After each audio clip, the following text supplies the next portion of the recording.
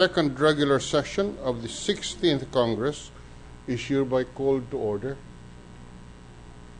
With the permission of the Chamber, we declare a 1-minute suspension to call some of our colleagues who are on the agenda today. So we suspend for 1 minute. Tawagin na si Senator Osmeña.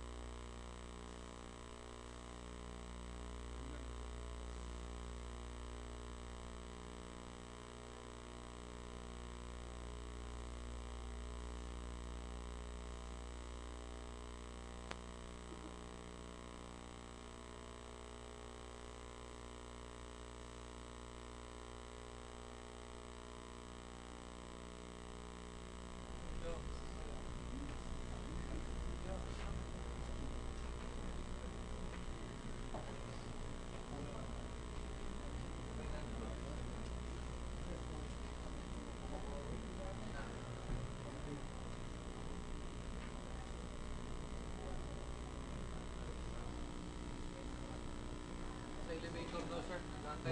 Nag-aantay lang ng elevator sa 5th floor. Bababa na daw po.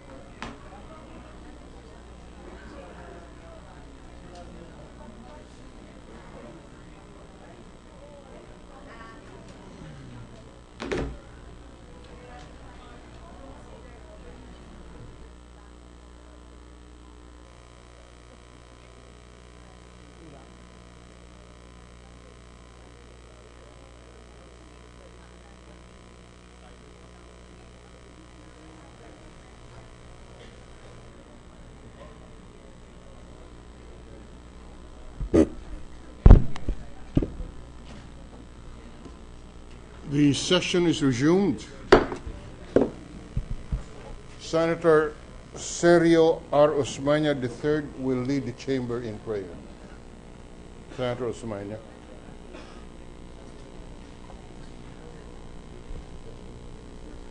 Let us place ourselves in the presence of God.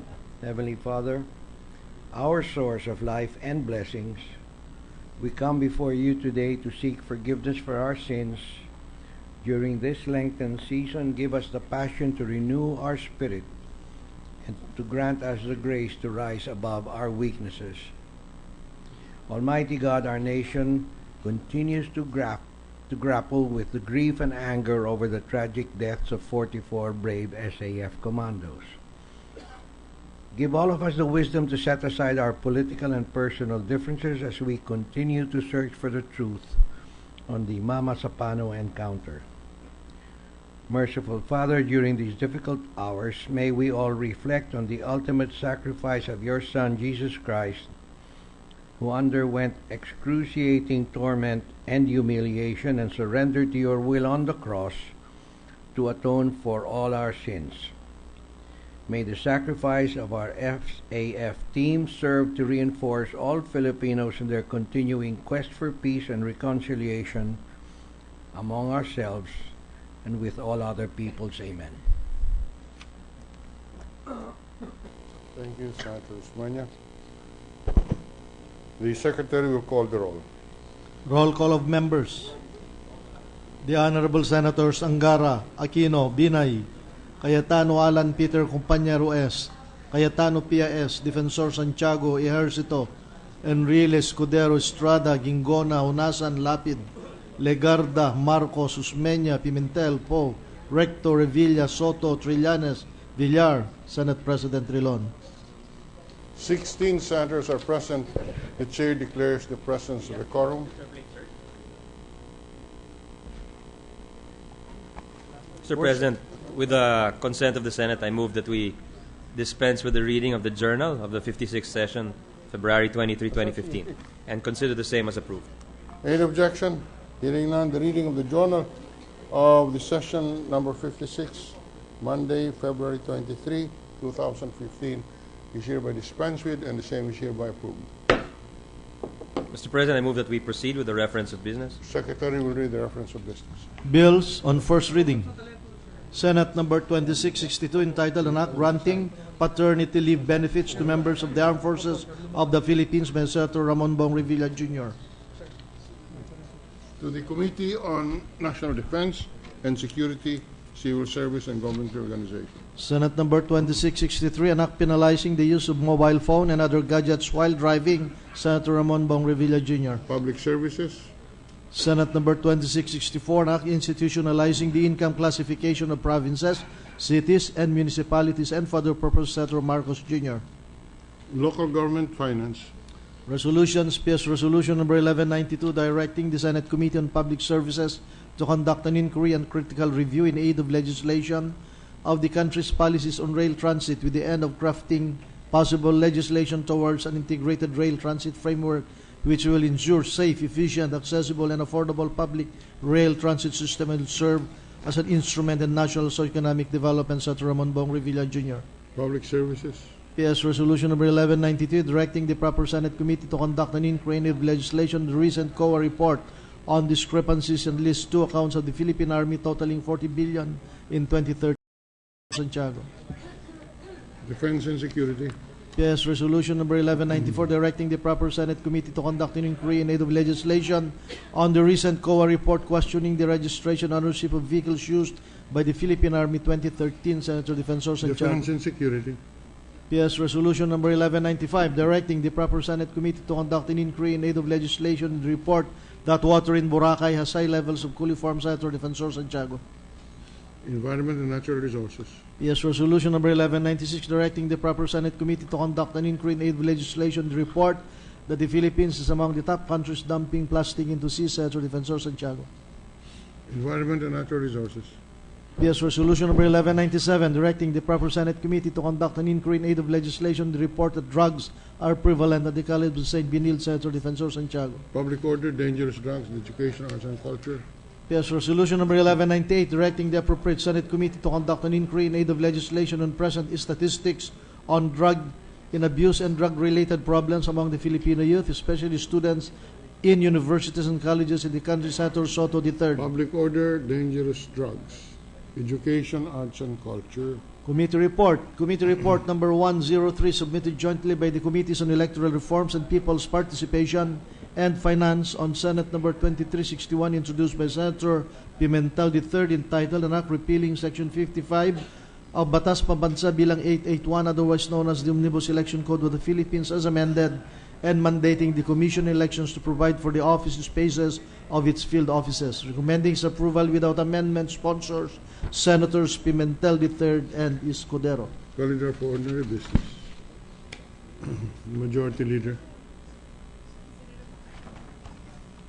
Mr. President, I move that Senator Lauren Lagarda be recognized to speak on a matter of public interest. Senator Lagarda is recognized.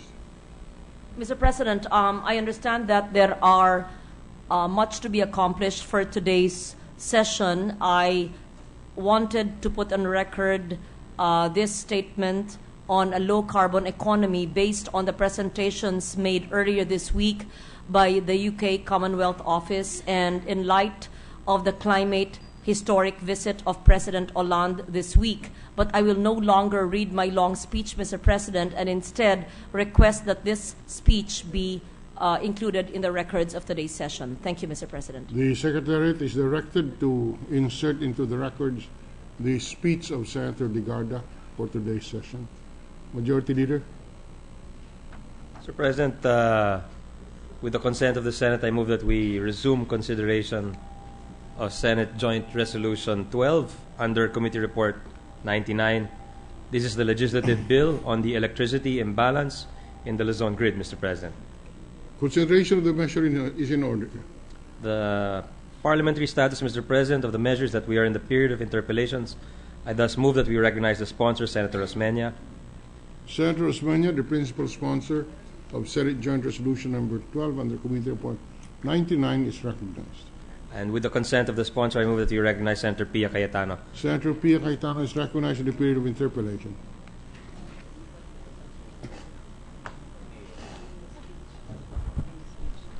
Thank you, Mr. President. With the indulgence of the sponsor, I'd just like to ask a few short clarificatory questions.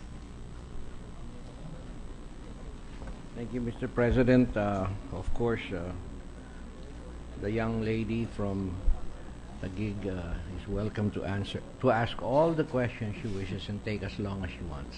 Thank you. I've actually had a few discussions with the sponsor on this, but I would like to put on record some of my concerns. So the sponsor will have to bear with me.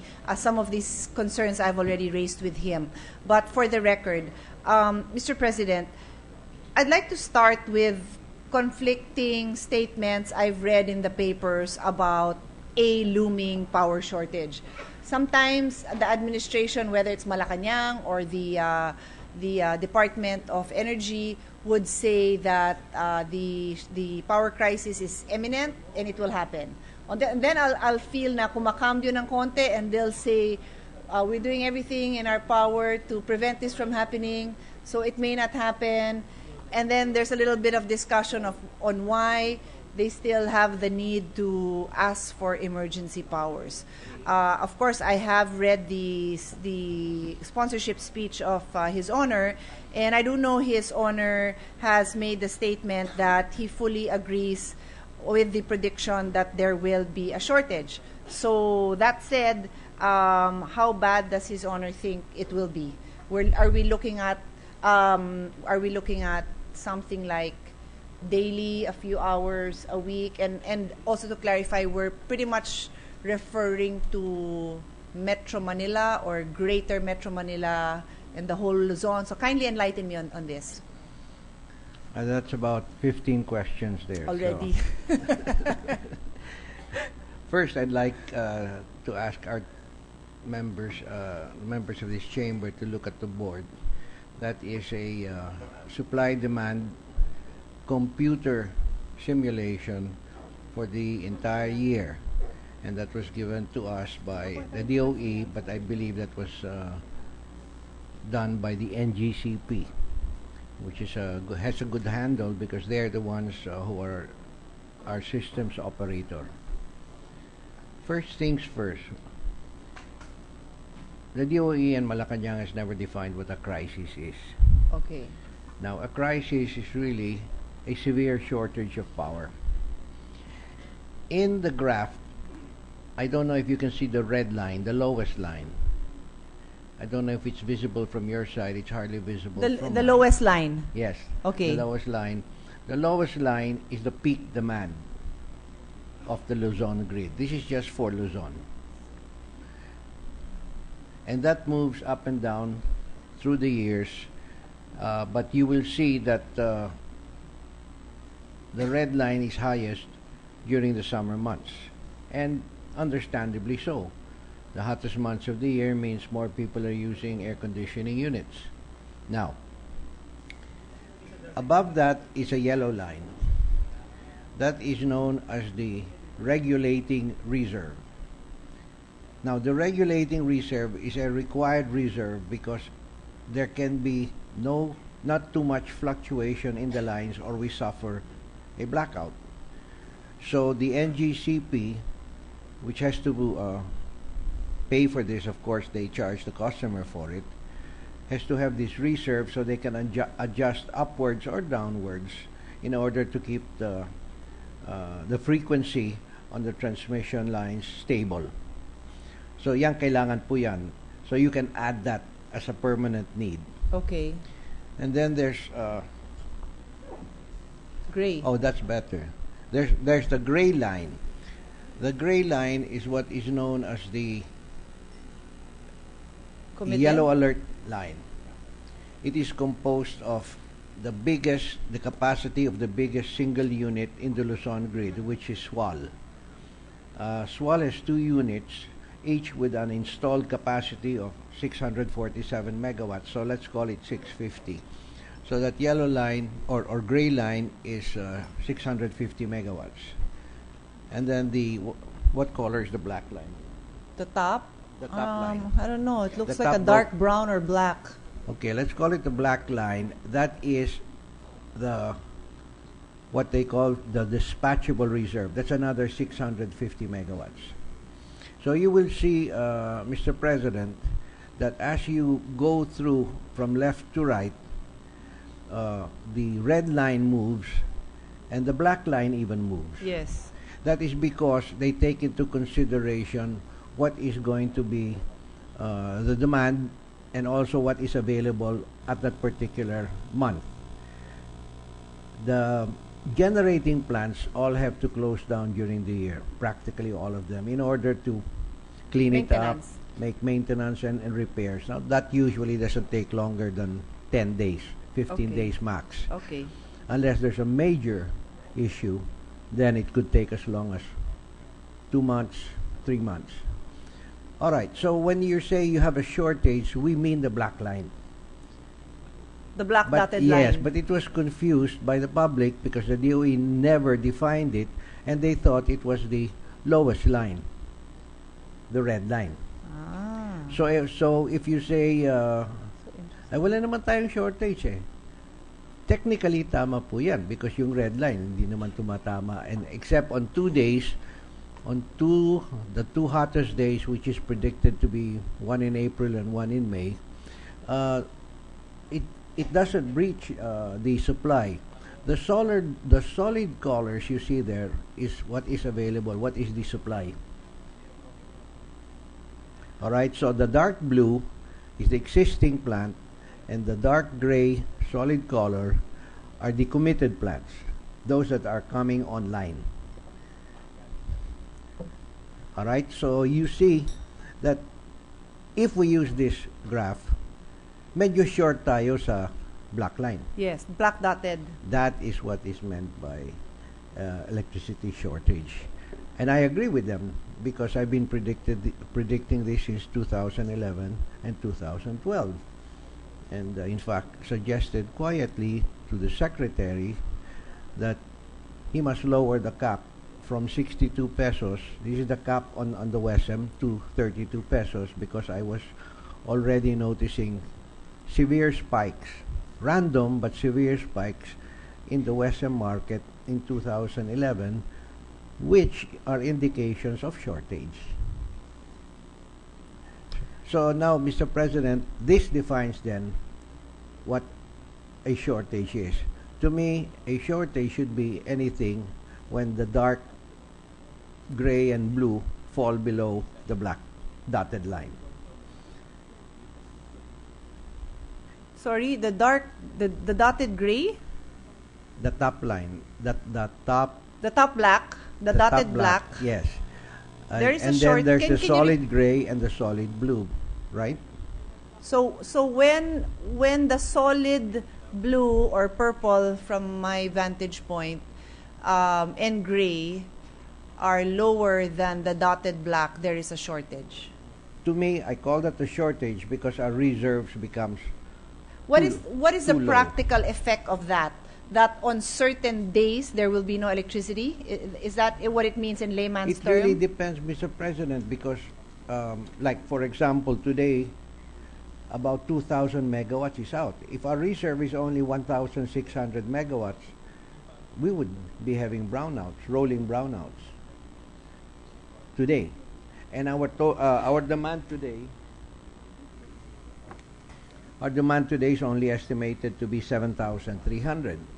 But on the hottest day in April and in May, that demand is expected to peak at 9,000 megawatts on the hottest hour of the day. So that means that we would, if all we had today was the dependable capacity of 10,770, we would be having a brownouts.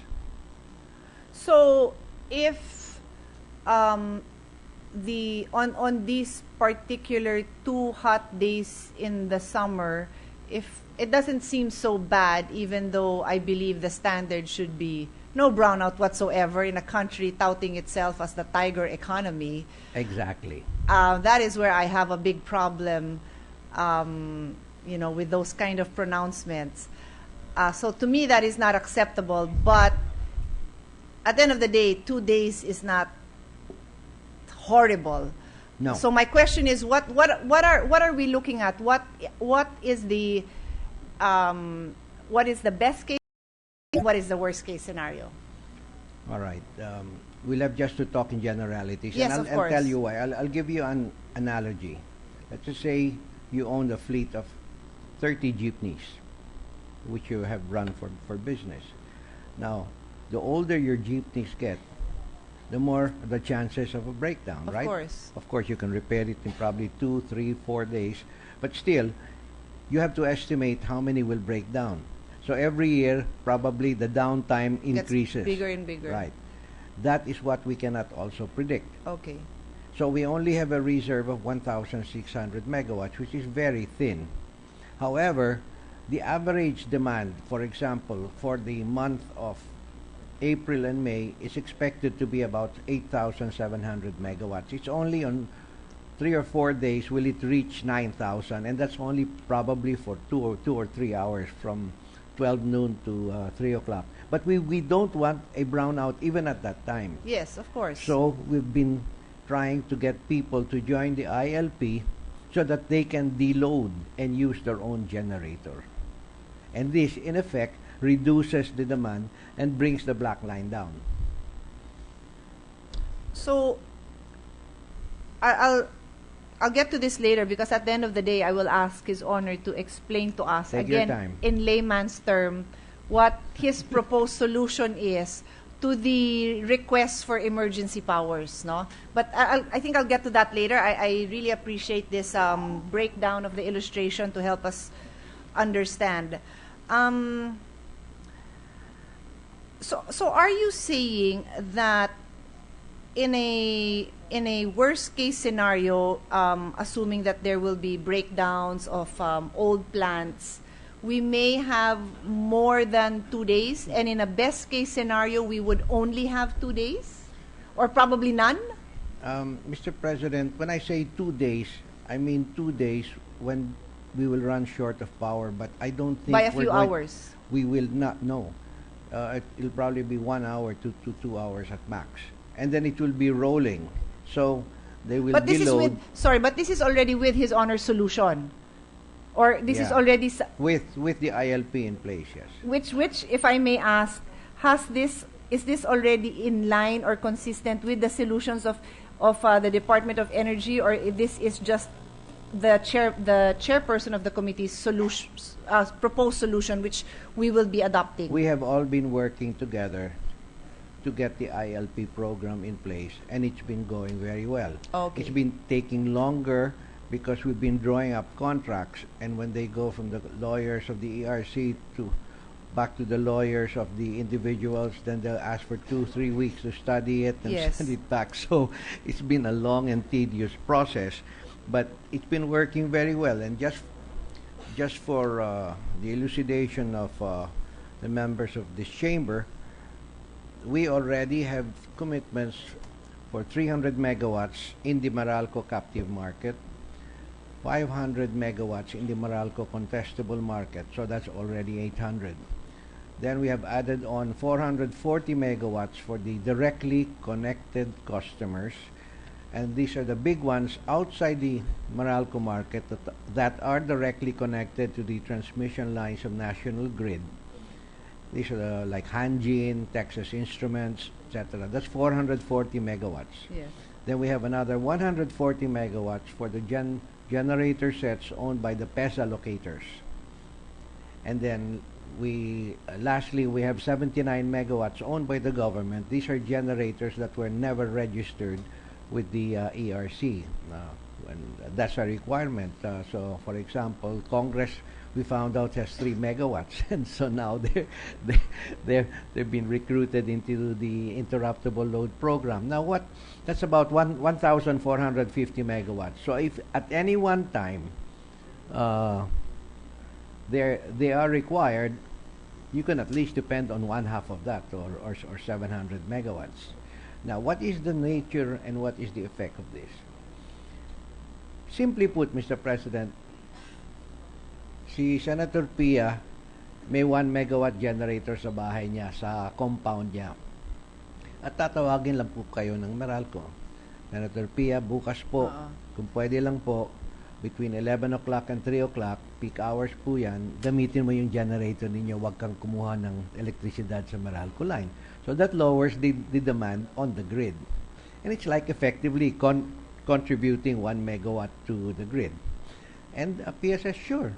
But the diesel is going to cost me 15 pesos per kilowatt hour for generation, and I only pay Meralco 6 pesos. We will refund you the 9 pesos per kilowatt hour based on your record on the same day last year. Okay, so they already have a formula agreed upon by all the those who have joined the ILP.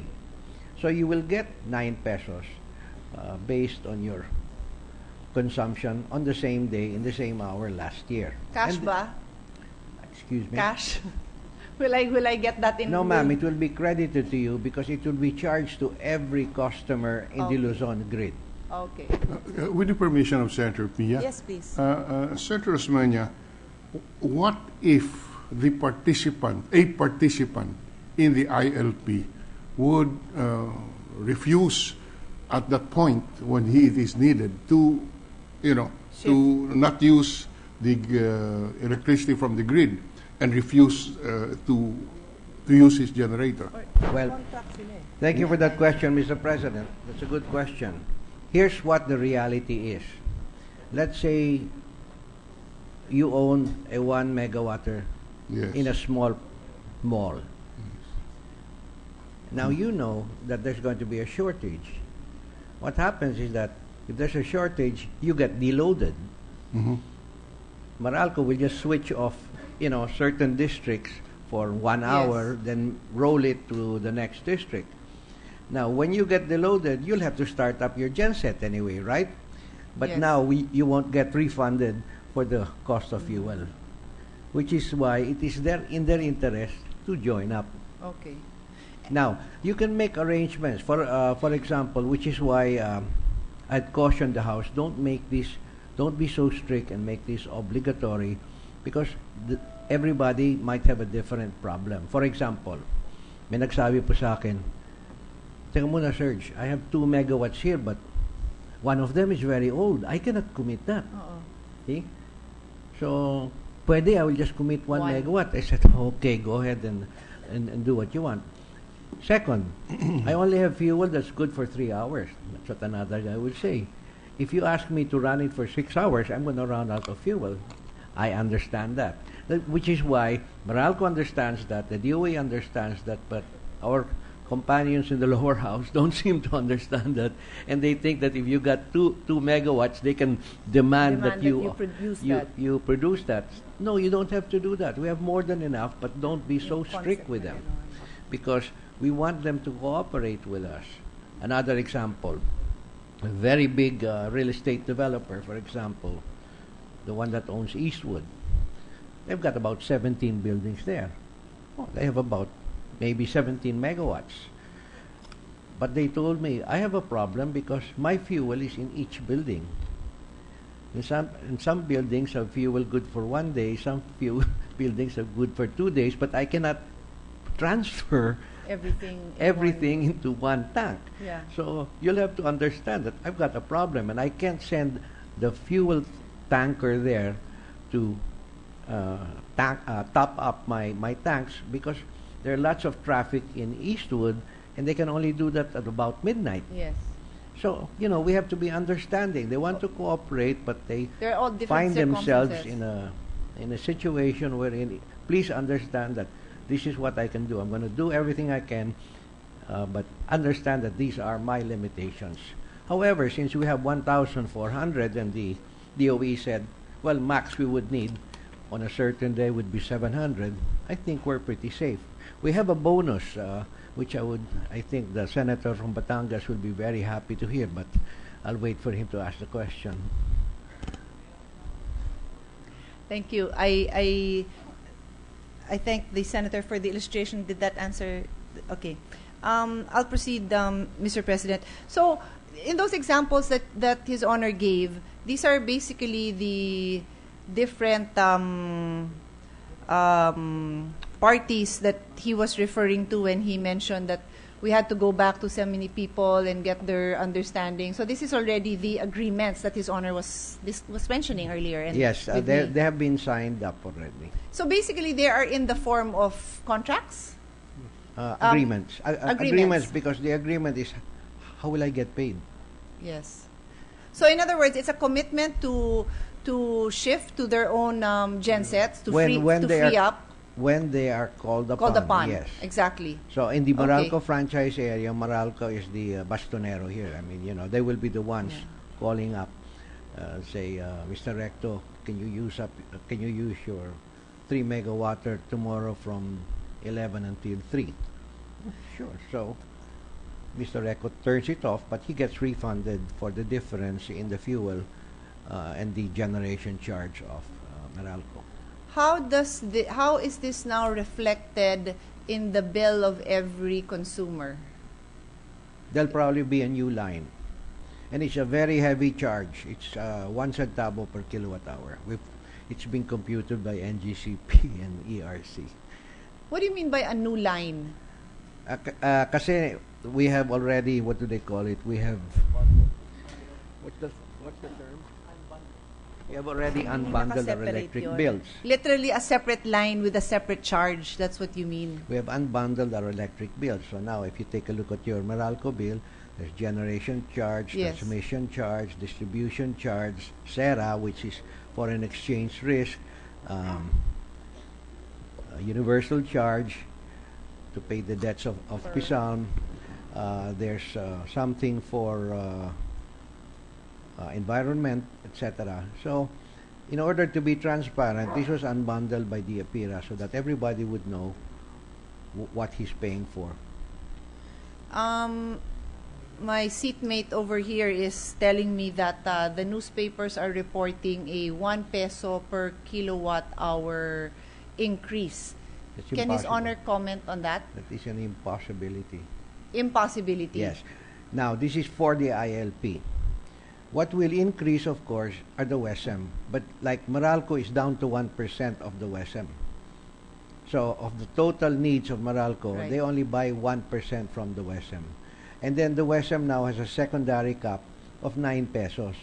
So a small percentage of your bill, okay, maybe for 1-2 hours a day you might pay 9 pesos, but it will hardly show up. And I don't know where anybody gets this 1 peso, because in Cebu and in Davao, we have been using and implementing the ILP. Now, Cebu is a much smaller area than the Meralco franchise area. It's about 1/15 of Meralco. But in Cebu, the max that they have been able to, that they charge is 4 centavos per kilowatt hour. His Honor mentioned Cebu. That was one of my questions. Now, the illustration here is for Luzon.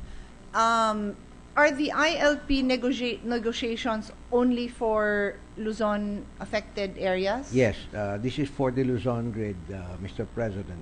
Do we not foresee similar problems in Visayas and Mindanao this summer? Mindanao's been in the ICU for the past 7 years. Exactly. Yes, So, but they're very hard-headed, Mr. President, and they want the government to continue subsidizing them. can His Honor elaborate a little bit, because I'm a frequent I consider a certain part of Mindanao my second home. I go there a lot actually during the summer to bike and to hide away. And I have been victimized by those long hours. And my friends who are locals there, you know, they run small businesses. It's really pathetic. And so as I learned about His Honor's discussions on how to go about this request for emergency powers, it did come to my mind, what about Mindanao? What's happening there? All right.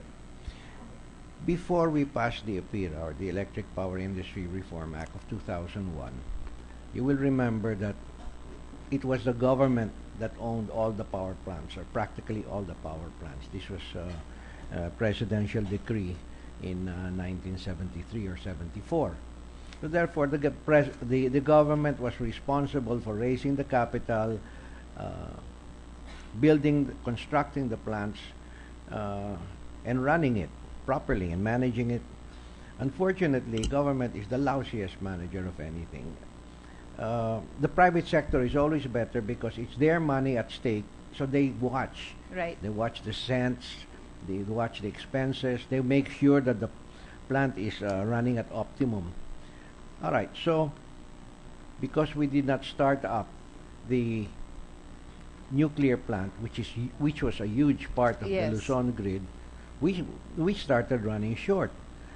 The administration of Mrs. Aquino waited and waited and waited, and we just ran short because we do have automatic growth every year. Today, our growth is projected to be 4% a year. Now, 4% a year, let's say we had the base of about 6,000 megawatts in 2010.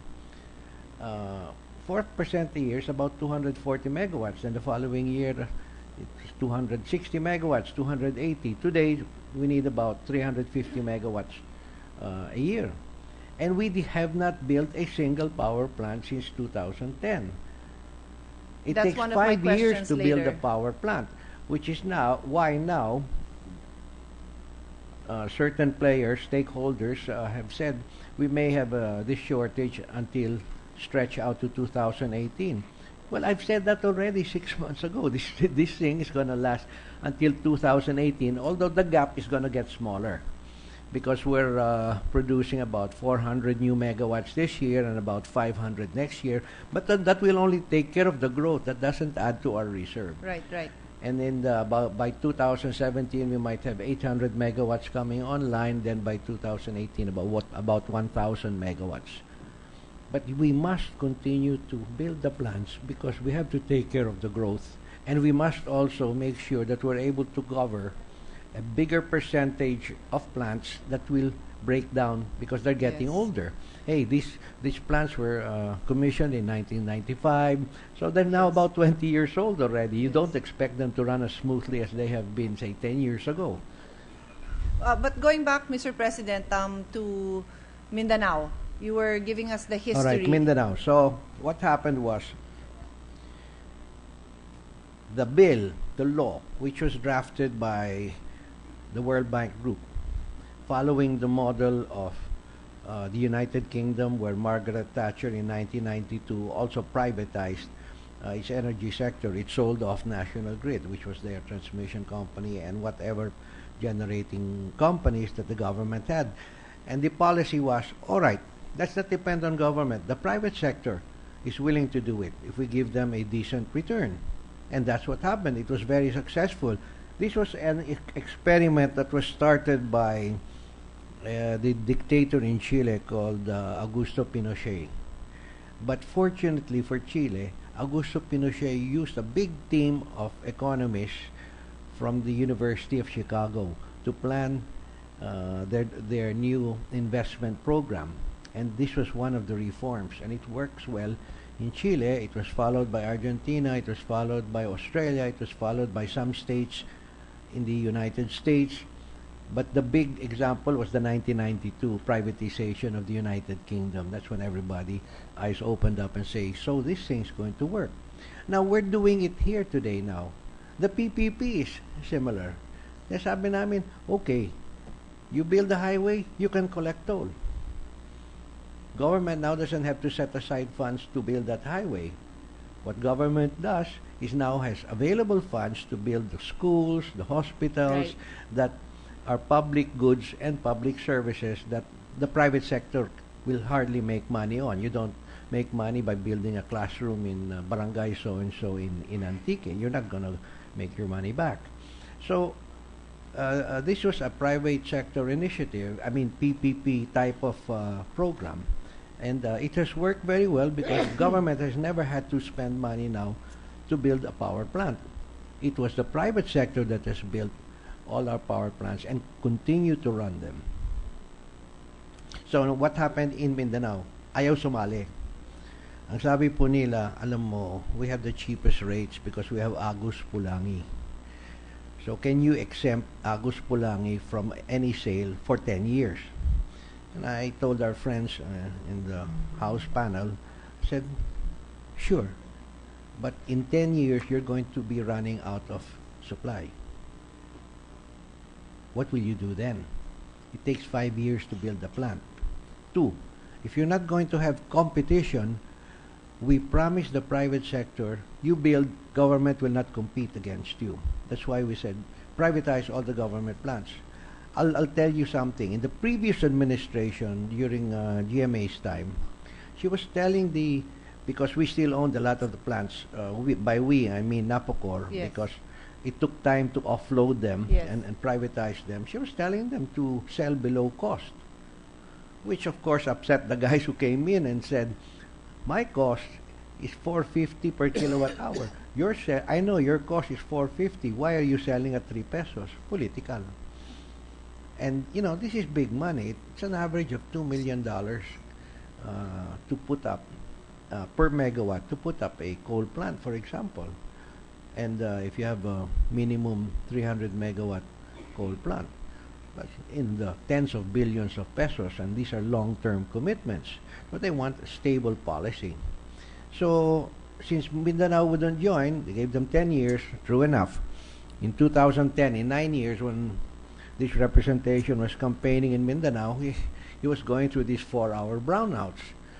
And I told them, you know, half of this is my fault because I agreed to exempt Mindanao for 10 years. And we had warned you that you would be running short of power in 10 At years. this time. Yes.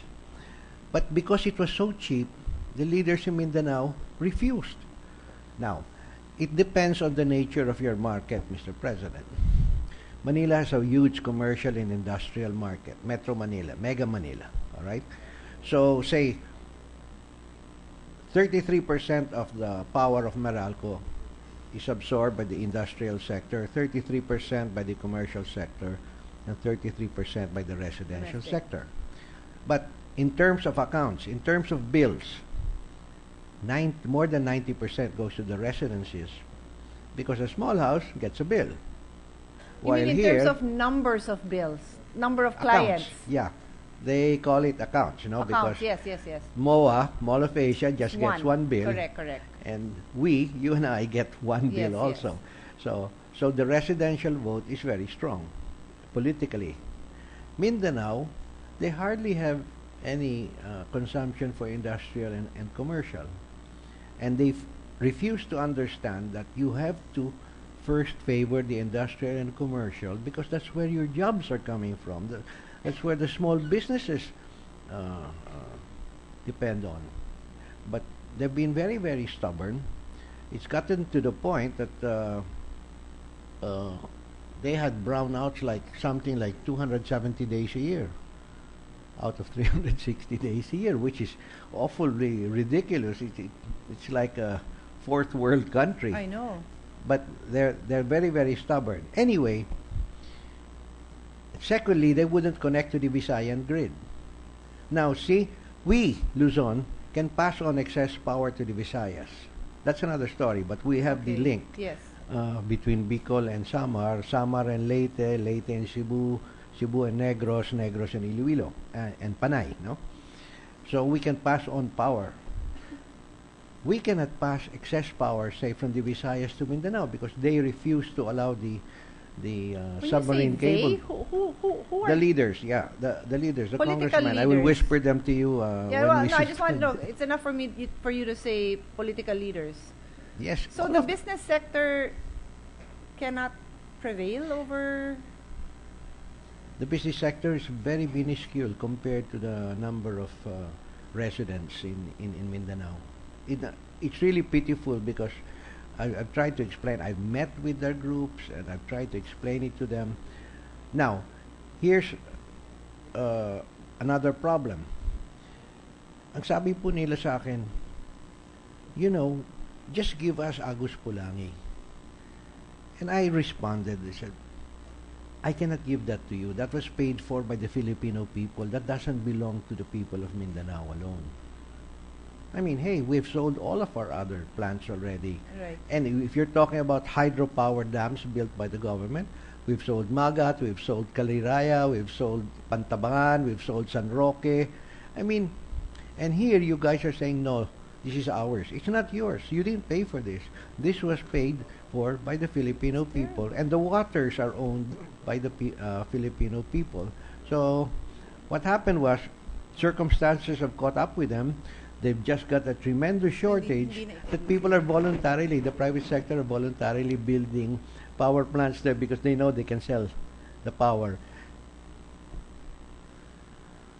Well, thank you. I raised that because, well, there are two houses, and in the Senate, in as much as His Honor has said he has been working with members of Congress, I felt it is a disservice to the people in Visayas, and although we took up the Mindanao issue, in Mindanao in particular now, to be focusing on the Luzon problem and not, seem to be concerned about Mindanao. So I know that His Honor has done some work, and I just wanted to put that on record, that it's not as if, we don't care or we have not been trying to do something there as well, because that is a common concern brought to our attention, that tagal ng brownout sa Mindanao, wala namang kayong ginagawa, tapos Yes, magkaroon ma'am. lang ng isang blip in the supply in Metro Manila, nagkandara pa kayo, and I do not want anyone to believe in any way that this Senate is not concerned about the rest of the Philippines, because we are.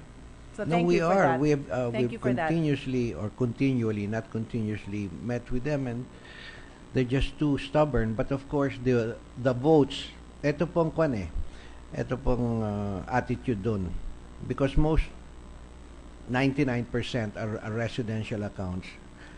Ang sagot po nila, hindi bali. Summer lang naman ang brownout dito, so mag-agwanta lang ta.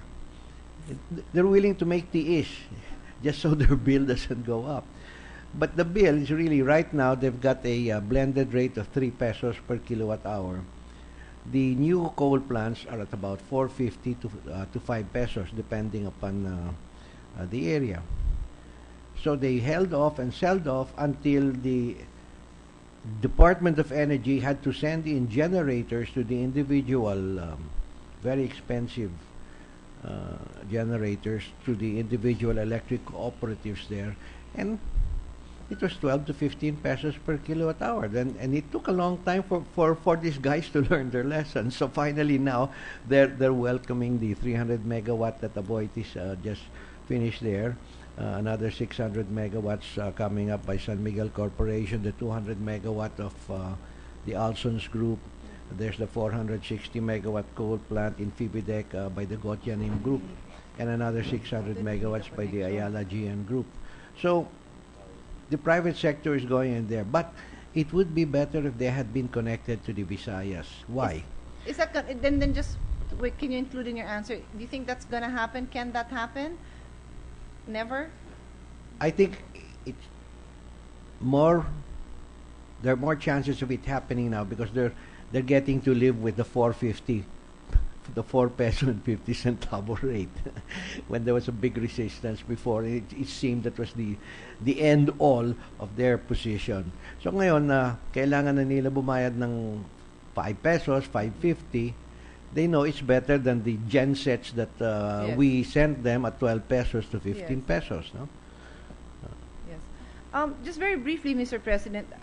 Mr. President, what I'd like to hear from the sponsors, I think almost everyone who knows a little bit about energy, and that would be me. I don't know that much, but we already know that it's an industry that requires a lot of planning. As you said, these will break down. It takes how many years to put up a plant? In a nutshell, why did we not put up a plant? I mean, this is my second term as a senator, and towards the beginning of my second term or towards the end of my first, my seatmate, Senator Joker Arroyo, would constantly talk to me about the energy crisis as well. And I always wondered, I said, well, with the new administration, I'm sure they know enough. They've learned lessons as well from the president's mother, what they had to go through. And I was really hoping that something like this would never happen again, that we would never have to go through this. I mean, there's students in the gallery, but what can we do looking forward? I mean, what do? We insist that every new administration makes power a commitment early on, because as you said, it takes 5 years. If they have a 6-year term, if they don't move within the first year, they don't replenish old plants and prepare for the future. It's more than making a political promise. You have to hire the competent people to run the department. You have to hire far-sighted, and you have to hire managers, not ex-governors and ex-mayors. And I have a great deal of respect and affection for Secretary Icot Petilla. After all, his parents were with the Liberal Party since the 1960s. But he had a short-term approach. And I was surprised when the President appointed an ex-governor. No matter how intelligent, no matter how learned, he did not have the background of a manager which is willing to do long-term planning, strategic planning, etc. And that's what we have. That's what's happening in Mama Sapano. You can't put your bodyguard there as the chief of the PNP and then break all rules and bypass the chain of command. And it's happening with the DOTC. For goodness sake, how can the MRT break down? That is so simple not simple to us laymen, but it's so simple. You just have to have a very credible. They had Sumitomo before until 2011. Then they rejected the Sumitomo offer for an extension, and they started awarding it to these fly-by-night companies that were incorporated 60 days before bidding date. And now we know the whole Metro Manila is suffering because of that, and will suffer for a few more years until they fix the thing. These are no joke. We have the Terminal 1, which has been the worst airport in the world. For how many years? It still is, actually. Yeah, His Honor, during the budget deliberation, put on record that the only reason we were no longer number one is they then included the NAIA 3. They did a blended judgment. Which so they included 1, 2, and 3. Yes. So we gained to number 8. Exactly. We're the 8th worst airport in the world. Well, and it's shameful because we pride ourselves on being a tourism destination, and the first thing any tourist sees is the airport. Well, if His Honor will recall, we were part of the both of us were engaged in the budget debates on that, so I share your concern. Mr. President, I don't want to prolong this, but let me just put this on record, and His Honor may just take note of it. Because I don't think it really falls within the scope of the resolution. But I think it's very basic that when you look at the availability of supply, you either consider increasing the supply or decreasing demand. And I don't know, I am not totally aware if DOE has had any major campaigns on decreasing supply, well, other than the surface reminders, no? So decreasing demand. I think there's a lot that can be done there, and that is just my concern. No, obviously we want to increase supply, but if we can't, if we've reached our limit there as to what's easily doable, I don't know if they've done enough in terms of helping people learn to manage their. Well, this representation with the help of chairman of the Committee on Finance, put 150 million extra for the budget this year, and we informed Secretary Petilla that's there for a energy conservation program. So maybe It's we got to could last follow the up whole year. No, they've been Okay. coming out already with ads. simple Okay. ads, Okay. colored ads, and you will see this in the Okay. newspapers. That's And good. your committee, at no cost, will be coming out with TV ads, teaching the kids, the mothers, how much they would save if they turned off, if they didn't forget to turn off, if they don't forget to turn off one light bulb, two Right. light bulbs, your TV set, unplug your TV set, unplug your computer, unplug the charger for your Right. cell phone when you're not using it. Yes, it would be nice to know how much that computes to. I have to say that, as for practical reasons, comfort and ease, I personally would tend to just leave these things charging, and it would help me, being kuripot by nature, if I knew that this is how much it's costing me. That would be very helpful. Yes, and I have that bad habit. My charger is always plugged, even when my Yes. phone is not attached to the cord, Right. because just sometimes it's convenient. difficult to crawl under the Exactly. desk. Exactly. But now we're just gonna have to put a multiple plug, a multiple socket, and just turn off the switch. Right.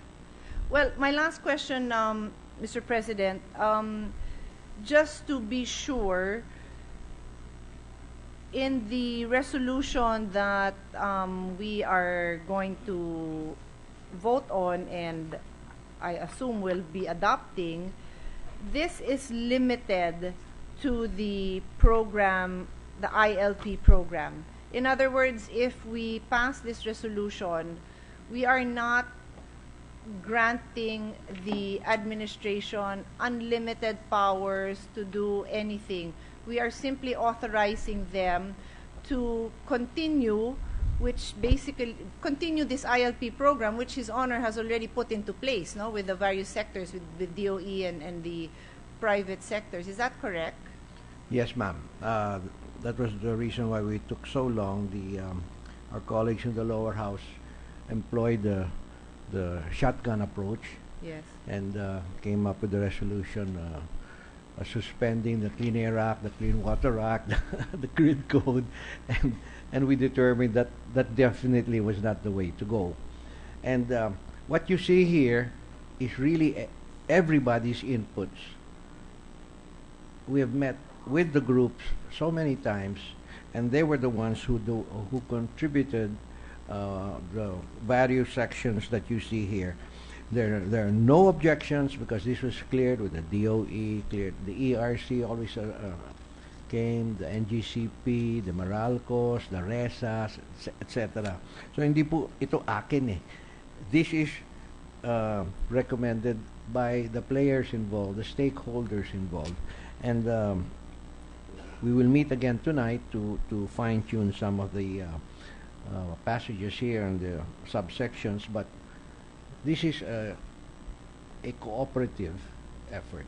Yes, which I like. In a way, it's not really a mandate. It is actually a product of agreements That's between the public sector and the private sector, and I like that much more than being strong-armed into giving general powers in a way that I would not be able to know how it would be used. So, having said that, there is no likelihood that I will be reading in the papers that the DOE or Malacanang is now pursuing a different power generating measure other than what we have clearly given them under this resolution?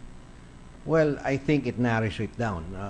Of course, Malacanang has enough power to do what they want, and let the court decide whether it was correct or not correct later on. The DAP is a very clear example. They invented something and they said it was legal, and the Supreme Court said no, it's not. No, what I'm saying is that this will be sufficient Yes. to cover a substantial amount to make the dark areas reach the Right. black dotted line. But there's no gainsaying what's going to happen. I mean, like when I get that question, Sir, magkakaroon ba tayo ng brownout? Yes, I understand the factors. Maybe. Yeah. I'm not too sure. It's an act of God to me, as far as I'm concerned. Yes. Well, at least, and let me end with this statement, Mr. President. I can support this measure mainly because it is a product of His Honor's work, who I believe is the sole person who has a clear understanding of power in this country.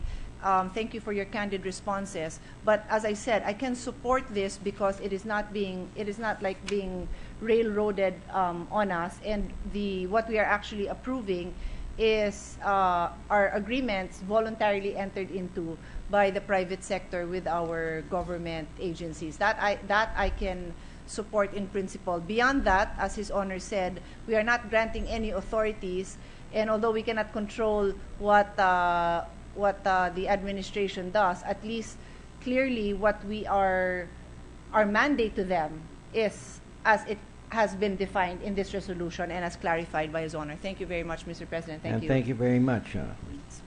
Majority Leader. Mr. Senator President. Ralph Recto is recognized. Yes, thank you, Mr. President. Just 2 or 3 very quick questions. I'm supportive of the Make resolution. it 5 or 6. Just 2 or 3.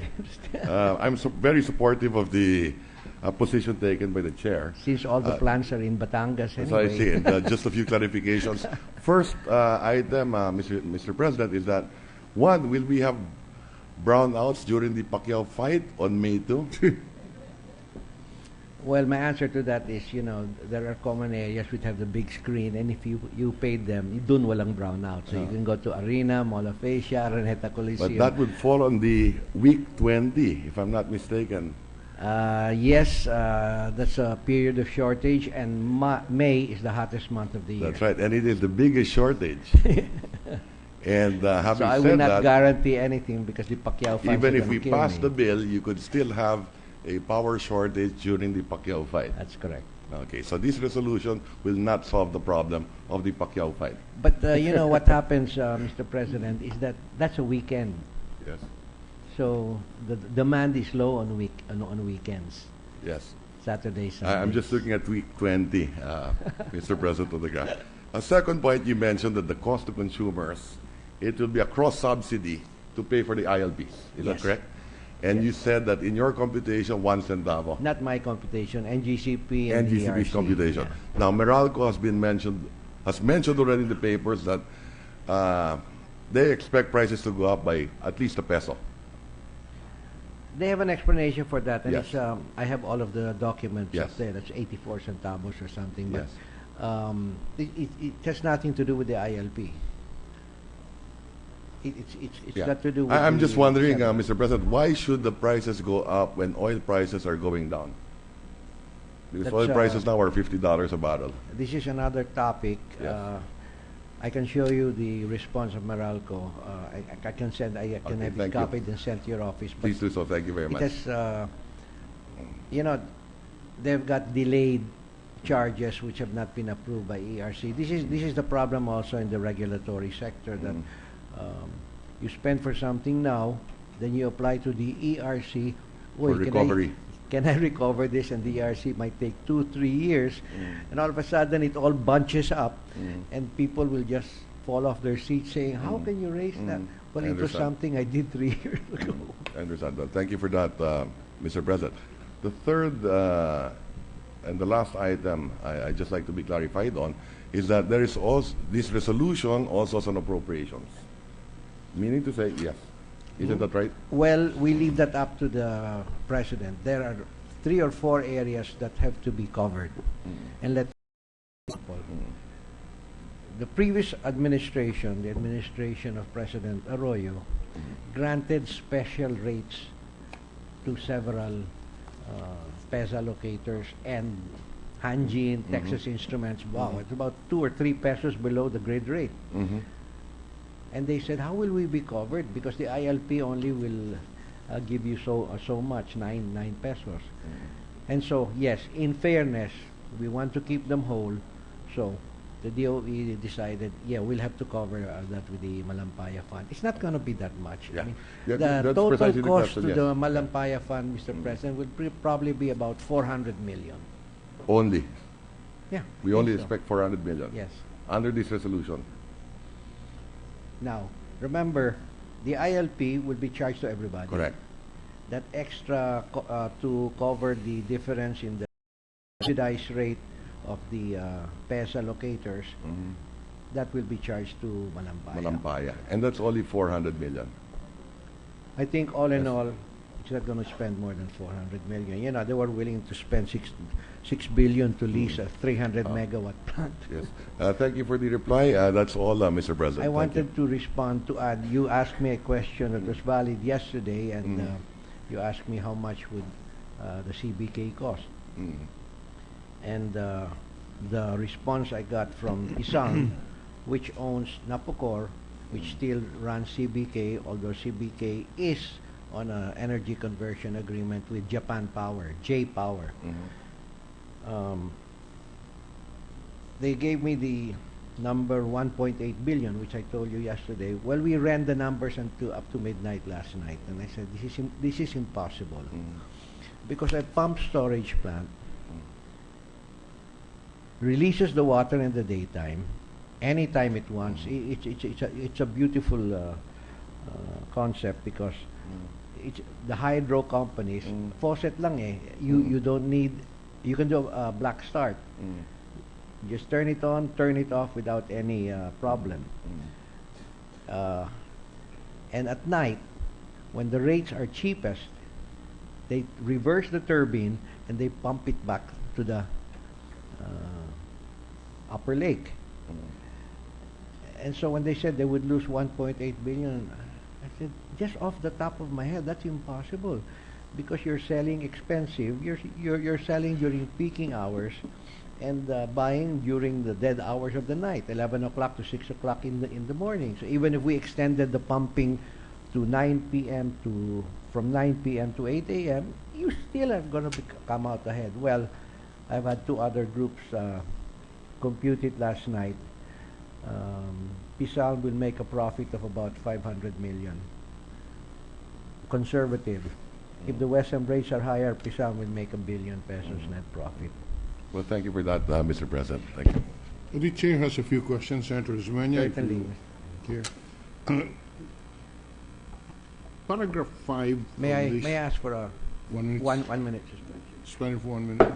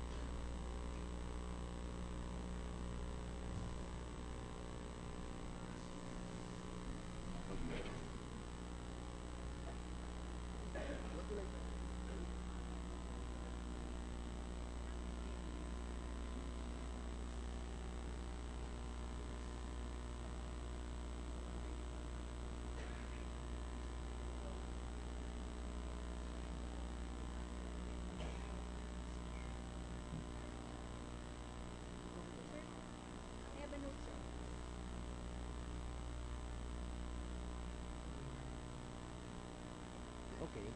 Sige. What? We did not name the senator who can... No, Pia. Pia. There's that question. Where's the question? Sir, it's there. You're holding it, sir. Sorry? Yes, sir.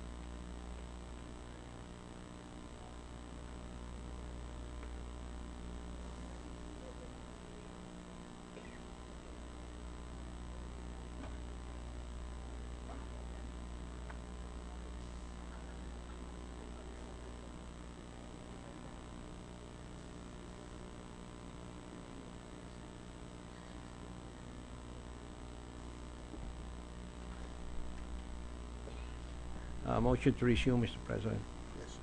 Session is resumed.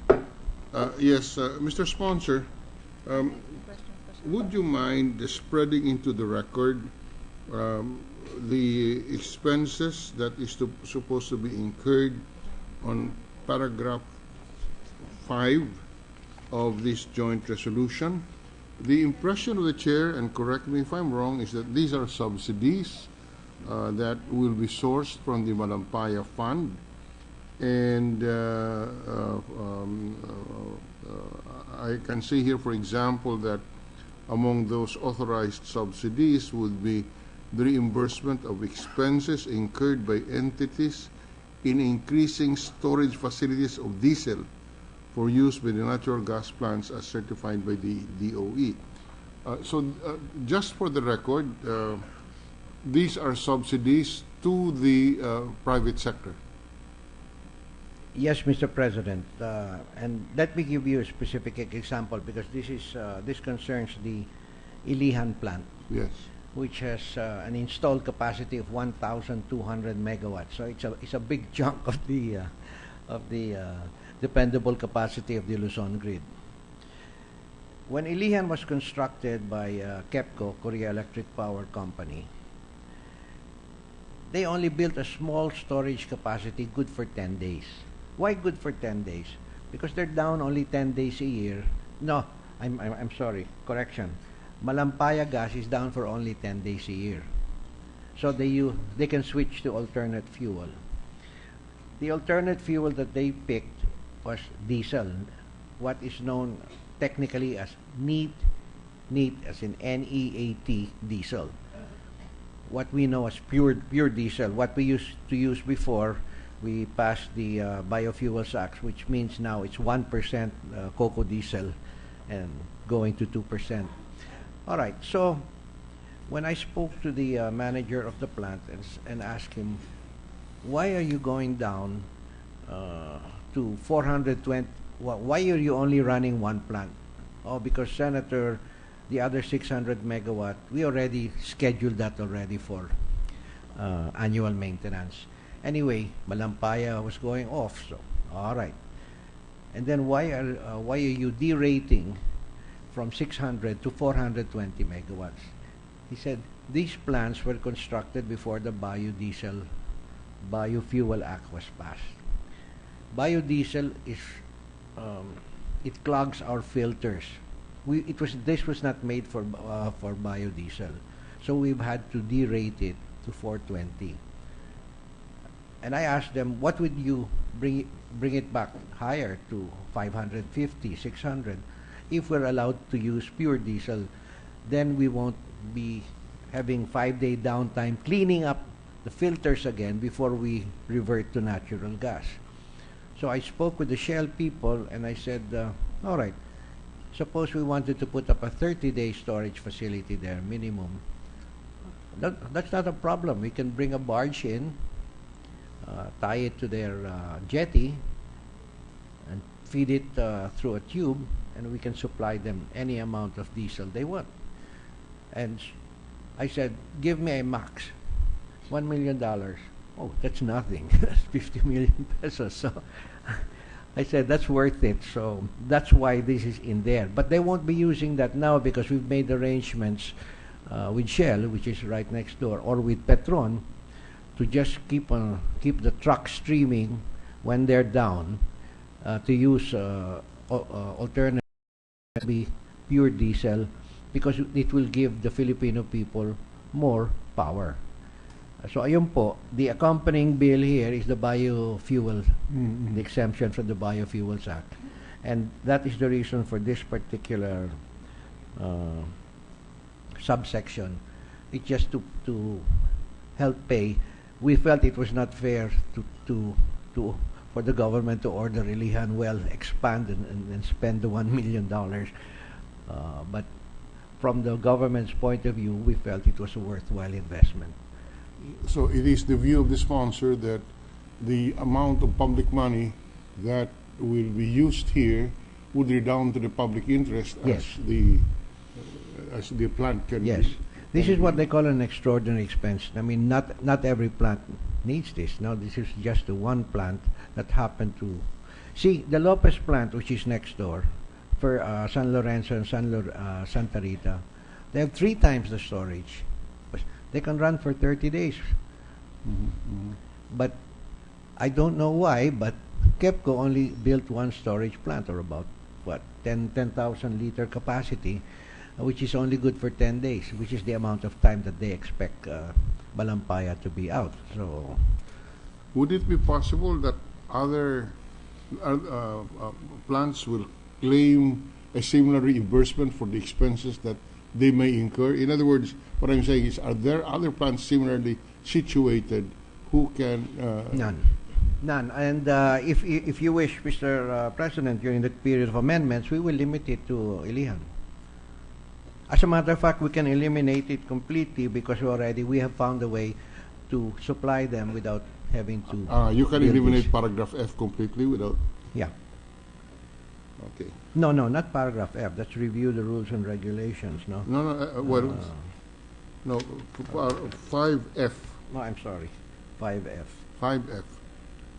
Paragraph 5F. All right.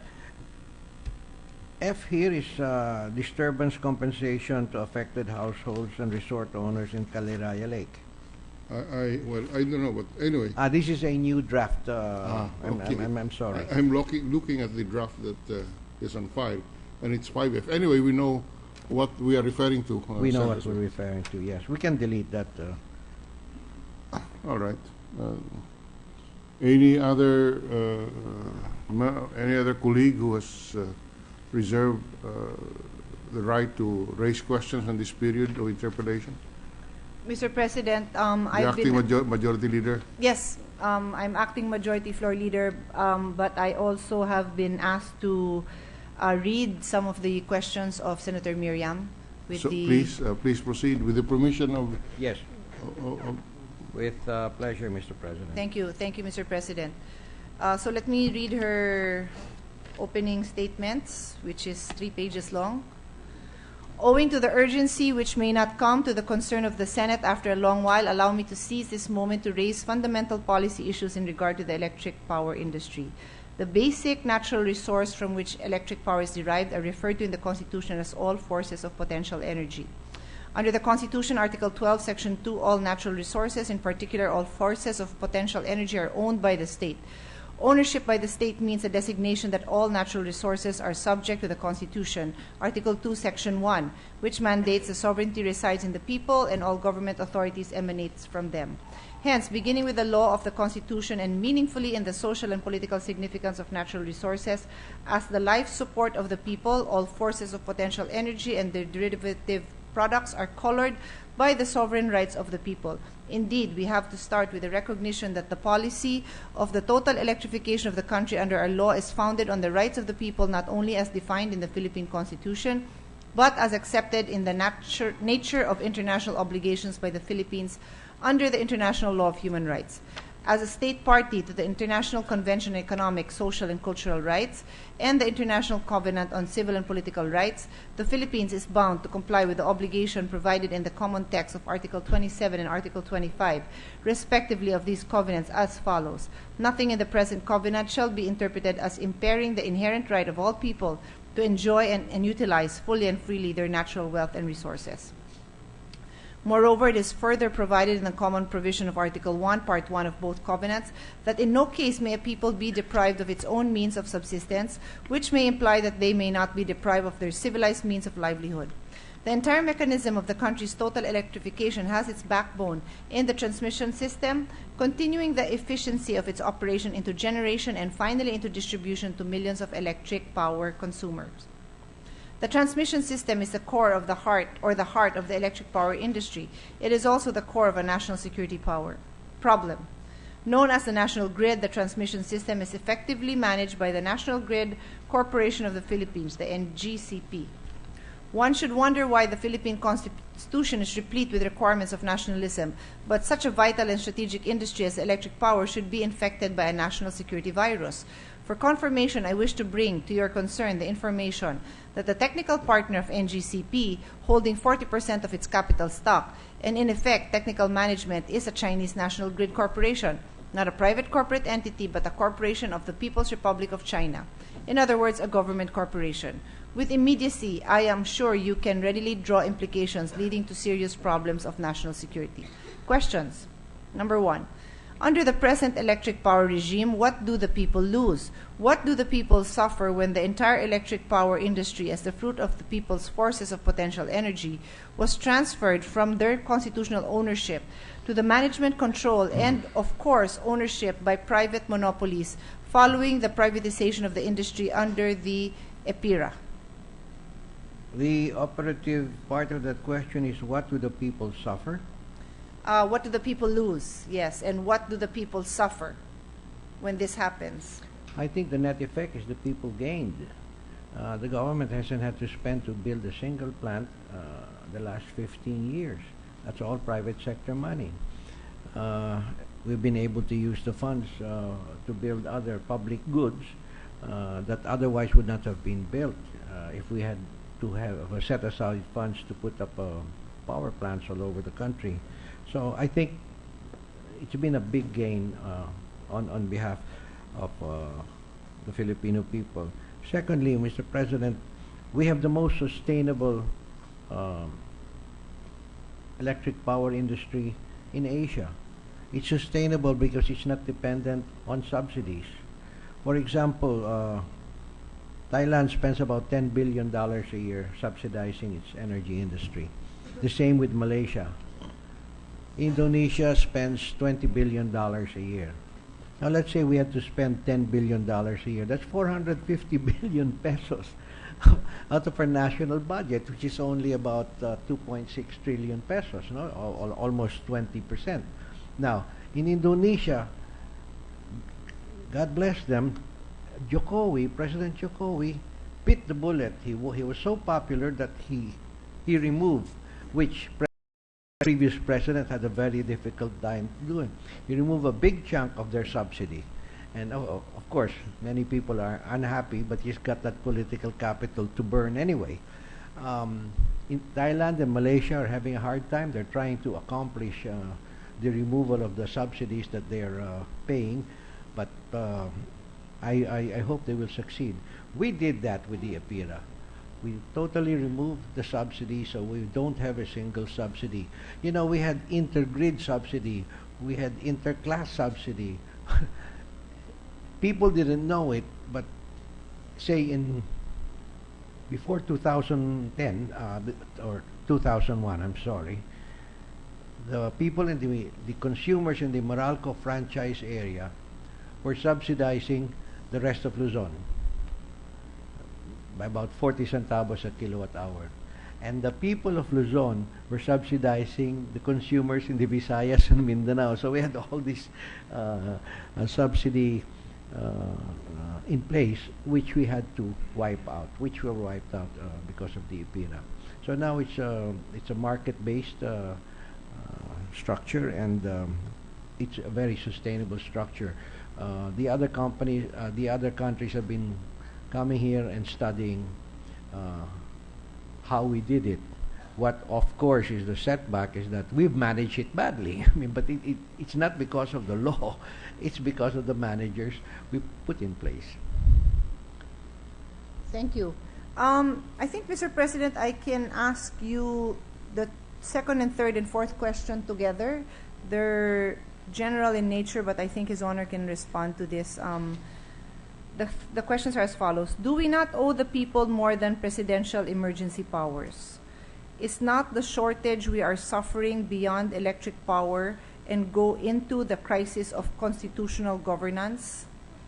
And considering the foregoing principles I have invited your concern to, is it not that it is the inherent right of the Filipino people to fully and freely enjoy and utilize their natural wealth and resources that has suffered electric shock under the present system? All right. The last question I don't understand. I don't know what they mean by the inherent right of the Filipino people to freely enjoy their natural wealth and resources. I think, Mr. President, it's probably related to the first question, where the view of the Senator Miriam is that the presumption is the people stand to lose under EPIRA as opposed to utilizing the natural. So maybe I think you've answered that question in that sense. The second question, do we not owe the people more than presidential emergency powers? I also don't understand what she means by that. First, Mr. President, the word emergency does not appear in Section 71 of the Electric Power Industry Reform Act. It's only the newspapers and the palace that has been using the word emergency. So I call it special powers, but not emergency powers. Is the shortage we are suffering beyond the electric power to go to? No, this is a management problem. That's all it is. It's like balancing the budget in your household. If you find out that you're living in deficit, then you sit down with your husband or your wife and you say, all right, where can we save? Where can we earn more? And you try to balance the budget. And that's what we're trying to do. This is a supply and demand problem. Why are we short? We're short because there are problems with permitting, obtaining permits, which takes 2 years and 162 signatures. We've constantly asked the Department of Energy, can we not telescope that process to 6 months? For example, Mr. President, a lovely new plant was being put up by the Meralco Aboitiz in partnership with the Taiwanese firm, 600 megawatt coal plant in Subic. And a case for the writ of Kalikasan was filed in the Supreme Court. And you know what happened when you filed out in the Supreme Court? It was only 3 weeks ago that the Supreme Court said, nah, this is nothing, throw it out. But that was a delay of 3 years. That plant should have been online by not this year, but early next year. Now it's going to take 39 to 42 months to get it constructed. They've started, but we don't have the power. We would have enjoyed the power by early next year if we did. And there's several reasons this way. The Senate President is in Panay, and he knows how long it took to get those first coal plants, especially, say, the La Paz plant of GT Power, approved. They were so short of power. Panay was like Mindanao already. They had brownouts every day, and yet the activists there, the environmentalists, were saying, no, we're not going to allow coal plants here. So I think it took 5 years to get that first coal plant approved. So that's the problem with the delay in the setting up of plants. But I'll have you know, the chamber know, Mr. President, that there are about a dozen new Filipino players in the power industry that was not there before EPIRA. The Ayala Group is in, the Gokongwei, the Gotianun Group is in, the George T. Group is in heavily. There's a dozen Filipinos. Then there's also a dozen foreigners, new investors in the power industry. So the power industry has become very attractive because they don't want the government to intervene. And as long as we keep the rules the same, stable and predictable, and have that, yes, and have a level playing field, they're willing to come in. I'll proceed with the next question. Returning to my reference to the International Covenant on Human Rights, does not our present national system of ownership, management, and control of electric power entail impairment or derogation of the country's obligation under the two international covenants on human rights? In international law, this consists of an international wrongful act committed by a state against its own people's inherent right. Madam, I don't understand again the meaning. Maybe it would take a lawyer to answer this, but I don't understand it, so I wouldn't know how to begin answering it. I'm wondering when you talk about human rights and power. If I may just surmise, maybe if we can, I don't know, maybe is she referring to her reference earlier to the management, the partnership of the Chinese corporation? Maybe she is, but then I think that's a different area, and we would like to cover that. But maybe she could file a resolution and have the committee. Although my committee, if you're going to take up constitutional issues, I'd rather it be referred to the Committee on Constitutional Amendments. I think that's her Provision committee. of laws and yes, then she would have to come and preside over the hearing. Well, I'm sure we will make this known to her. Next question. The joint resolution is meant to address an emerging shortage of power in Luzon for the summer months of 2015, approximately March 1 to July 2015. For your information, below is the power situation outlook last Monday, 16 February 2015. Available capacity in megawatts for Luzon, 8,739. For Visayas, 1,628. For Mindanao, 1,538. System peak for Luzon, 7,209. For Visayas, 1,458. For Mindanao, 1,338. Gross reserve, 1,530 for Luzon, 169 for Visayas, and 200 for Mindanao. Source is the National Grid Corporation of the Philippines. Today, the gross reserve is more than adequate for Luzon, but thin for Visayas and Mindanao. New capacities are being built nationwide, and the projection is that the future power supply picture in the Visayas and Mindanao will be better, while that of Luzon may be worse for a brief period if certain assumptions hold true.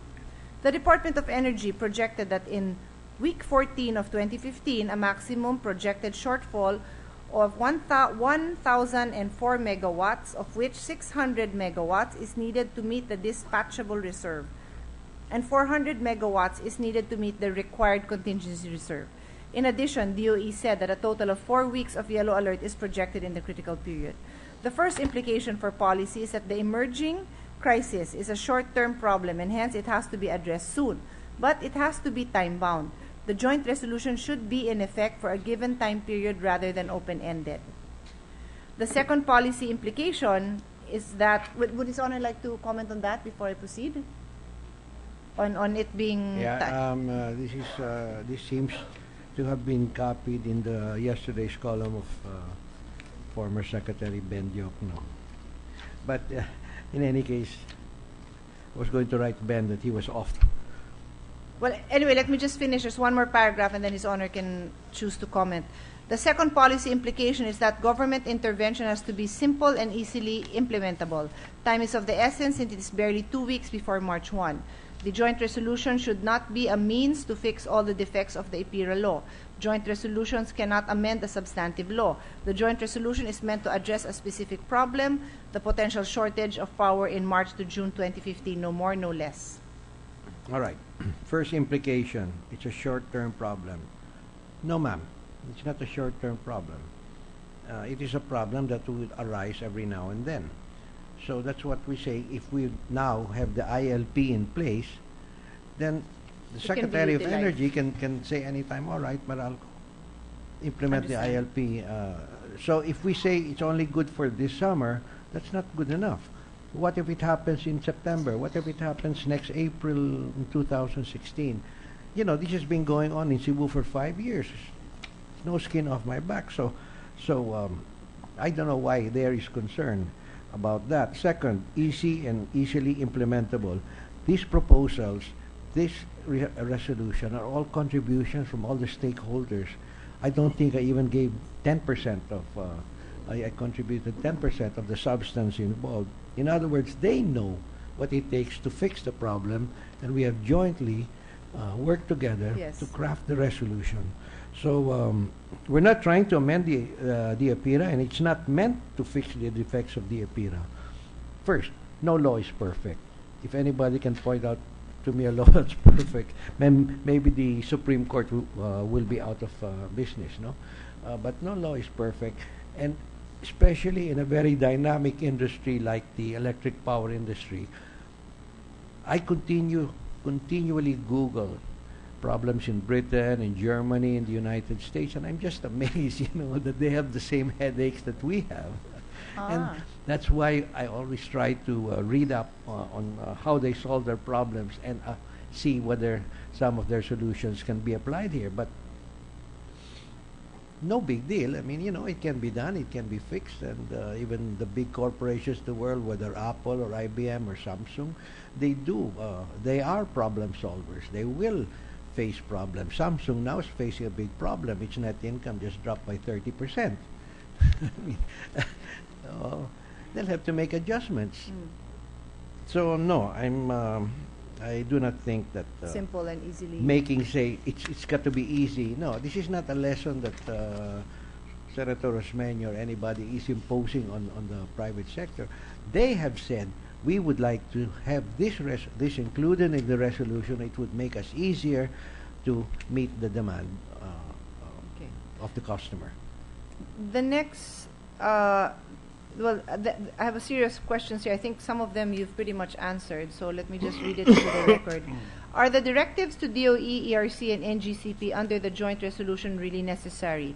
What is the rationale for the joint resolution? Is it to address a potential serious short-run problem, or is it to amend the IPIRA law? Is the joint resolution a legitimate way of fixing the flaws of the IPIRA law? Like I said, there's nothing here that amends the IPIRA Yes. law. What is the rationale for the joint resolution? Well, it was President Aquino that asked for it, and we said, all right, we'll cooperate with you. Are the directives to DOE, ERC, and NGCP Necessary. really necessary? Mr. President, it was the DOE that wrote the directives to the DOE, and the ERC that drafted the directives to the ERC. In other words, there are gray areas which they wanted clarified, Yes. so that there'll be no question, no lawsuits. Put it in the resolution so that it's very, very clear that we are allowed to enjoy these powers. That's all. Okay. Next question. The list of suggested interventions interventionist move for DOE, ERC, and NGCP in Joint Resolution Number 12 is too long. Which of these directives are necessary and which are superfluous, meaning agencies can do them on their own without directives from Congress? She's half right. But why is it too long? Too long for whom? For her to read? I mean, we can make this 100 pages long, and as long as it works, nobody should There's come no up with the question, say, masyado mahaba yan eh. All right. Now, the other point that was raised is that are they superfluous? To the layman, it might be superfluous. But like I said, there are gray areas Yes. in the execution of policy wherein natatakot Yes. yung tao na, teka muna, baka hindi tayo sigurado Yes. dito. Baka kakasuhin tayo. Let's clarify. So let's put it in there. Right. Thank you. Next question. I agree that a quick and feasible solution to the potential energy shortage is the adoption of the ILP program for Luzon and the adoption and execution of energy efficiency and conservation measures in both the public and private sectors. Energy saved is energy earned. The latter is in the House version of the joint resolution but missing in the Senate. Why? Excuse me, I have to look at the House. What is in the... The energy saving measures. According to Senator Miriam, it's in the House version. Adoption and execution of energy efficiency and conservation measures. We do have A similar provision. A provision, but you don't really need it because the Again, the it's their powers are mandate. there. Yes. As a matter of fact, the Secretary of Energy has already been coming up with Yes. full-page ads and half-page ads in all the newspapers for the past week or so, and television spots, without this resolution here. Okay. Next question. According to the sponsor, Senator Osmeña, the Luzon grid has around 3,100 megawatts of private gensets. If owners of these gensets deload from the grid and use their own gensets up to 1,400 megawatts, may be deloaded during peak hours on certain days. That is more than the projected shortfall. With the ILP in place and even without energy conservation, these are the possible scenarios. A. There may be no need for the Kaliraya, Botocan, Kalayaan solution. The cost of this policy intervention, extraordinary expenses incurred by PISAM for CBK, including the expenses by the National Power Corporation for disturbance and or displacement compensation to affected household and resort owners within the Kaliraya Lake, is equivalent to amounts saved by the government by foregoing this policy intervention. B. There may be no need for requiring the 1,200 Ilihan plant to run on diesel while the Malampaya gas facility is under maintenance. What is the cost to the government of this proposed solution, and why discriminate only against Ilihan? What about the other power plants that run on natural gas? All right. Where do we start? Kaliraya, is there still all right. a need? No, let's start with her assumption that I said that Luzon Grid has 3,100 megawatts of private gensets. Luzon Grid, the ERC reports that the Luzon Grid has registered 3,100 megawatts of private gensets above 1 megawatt Okay. capacity. So, kulang pa yan. I mean, if you include what I have in the back of my house, that's not Right. counted, no? And they may deload about up to 1,400 megawatts during peak hours on certain days. With the INP in place, here are the possible scenarios. No need for CBK solution. Why is there no need for CBK solution? Do you know how much new megawatts we're getting from CBK? This to me was the result of all this hard work. We have 400 new megawatts on CBK. CBK has been averaging a production of 300 megawatts last summer during the peak hours. That's 11 o'clock to 3 o'clock, 8 o'clock, 7 o'clock to 9 o'clock. Those 6 hours are what are known as the peak hours in the Mega Manila grid. And while CBK has an installed capacity of 750 megawatts, they've only been delivered at most 320 megawatts. And I lost my cool for a while there, and I said, we paid for that. Yes. It was overpriced. There were kickbacks to Ramos, kickbacks to Gloria, and remember the case that where we filed against former Secretary Nani Perez for the $2 million deposit in his bank account in Hong Kong and in Switzerland. So we know CBK. We investigated this from 1995 up to 2003. Why is there no need? I mean, if we have 400 excess megawatts there, which is not being used because nobody was looking and because it was not properly managed, she should have be thanking us for delivering. Now, let me tell you the results of that. That's like a new 400 megawatt plant. Pero nandun na, nakataya na yung gobyerno dun, hindi lang ginagamit. So now, we have asked, we flew up there by chopper and we met with the CBK, the military, and even the private sector headed by Peter Wallace. Now, here's what will happen in CBK. Now we will have an extra 400 megawatts during peak hours.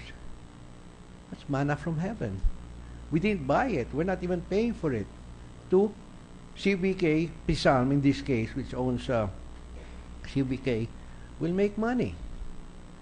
They will make a conservative 400 million net for the 4 months, or the 5 months, March, April, May, June, July, up to 1 billion pesos. Because yesterday, the senator from Batangas asked me, how much will you spend for CBK? And the numbers that have been thrown to me by Pisalm was, it'll cost 1.8 billion. So I stayed up till midnight with some experts last night, and I said, this is impossible because they're buying power during the low periods of the day, the non-peak periods, so 11 o'clock to 6 o'clock in the morning, and they're selling it during the peak time. Only an idiot would lose money doing that. That's classic business. Buy low, sell high. So when we reran the numbers, found out that there'd be a profit about 400 million to 1 billion pesos just in those 5 months. So it will cover the 400 million that Malampaya will spend. As a matter of fact, if Pisalm, whose president is here, will agree, then they can pay instead of Malampaya. But, you know, malaki rin ang utang ng Pisalm, so we're happy that. Anyway, we're happy to have that. There's no need for requiring the Ilihan plant to run on diesel. Why? Why not? I don't understand the basis. What's wrong with that? There was no objection whatever during the hearing. We wrote 4 or 5 biggest NGOs, World Wildlife Fund, Greenpeace, to come. They didn't even come. I got a couple of letters saying, that's all right, that's nothing. Anyway, they have scrubbers, you know, which cleans the exhaust before it is dispensed into the air, no? So why discriminate only against Ilihan? Why discriminate only against Ilihan? We're not discriminating against Ilihan. We're giving Ilihan. In fact, you are not discriminating, you are favoring Ilihan. We are favoring Ilihan. What about other plants that run on natural gas? All right. So we will include the 2 Lopez plants, Santa Rita and San Lorenzo, because they too were built before the But Senator Osmeña, biofuel. I raised the same point earlier. If I recall correctly, your answer was you can live without that particular provision, paragraph F. No, you're talking only about the storage. Yes, about the storage. But here we're talking about they're being allowed to use pure diesel rather than biodiesel, which clogs their filter.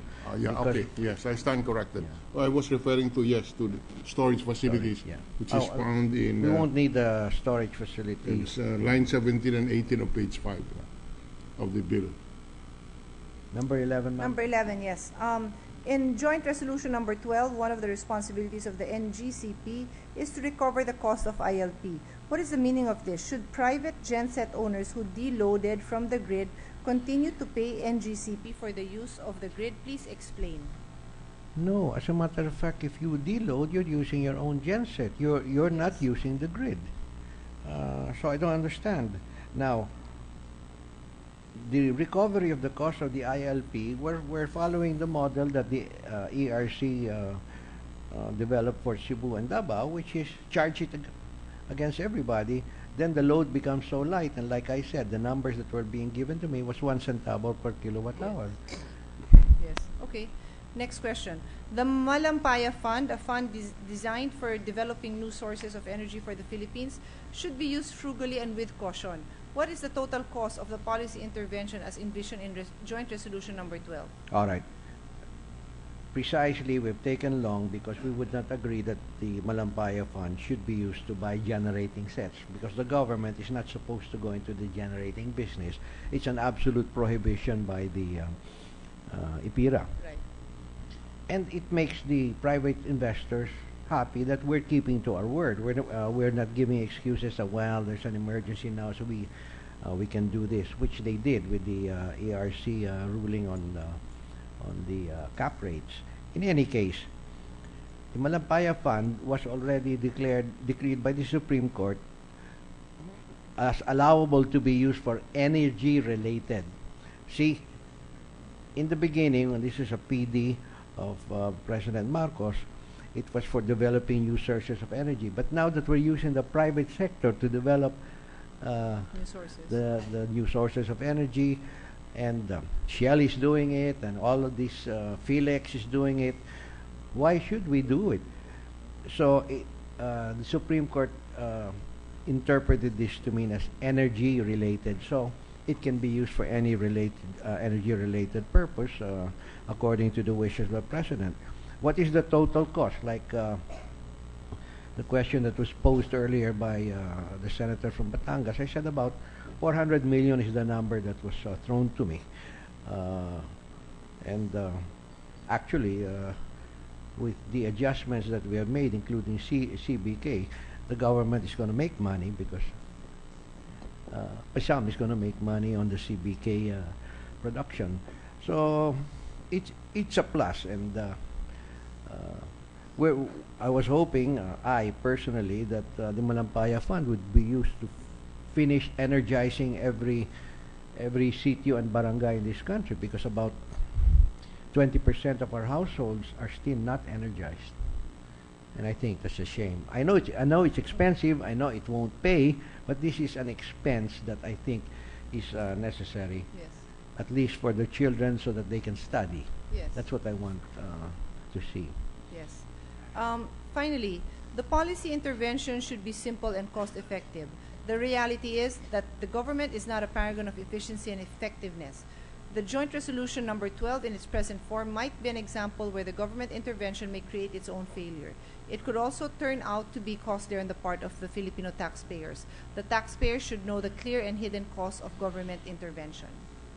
All right, Madam, Mr. President, when we started this entire debate and when the President asked for special powers, or what he called emergency powers, they were willing to spend up to 12 billion.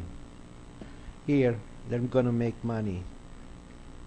So I don't know what the costs are, but even if they had to spend X amount, your committee has been very, very frugal and very tight with that situation. Now, the reality is that the government is not a paragon of efficiency and effectiveness. So this is an oxymoron, because she's saying,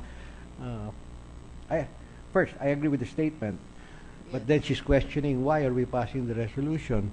Because it's giving more powers to the government. No, precisely, we have Yes, narrowed yes. it and we've tightened it, and we're saying you can do this, but only up to this Yes. point. No, so if a tighter reading of the resolution, first the complaint it's too long, but those are complaints to me that don't make sense because so what if it's 100 pages long? If it does the job, it does the job. No. As a matter of fact, it's pretty short the way it is because it covers a lot of areas.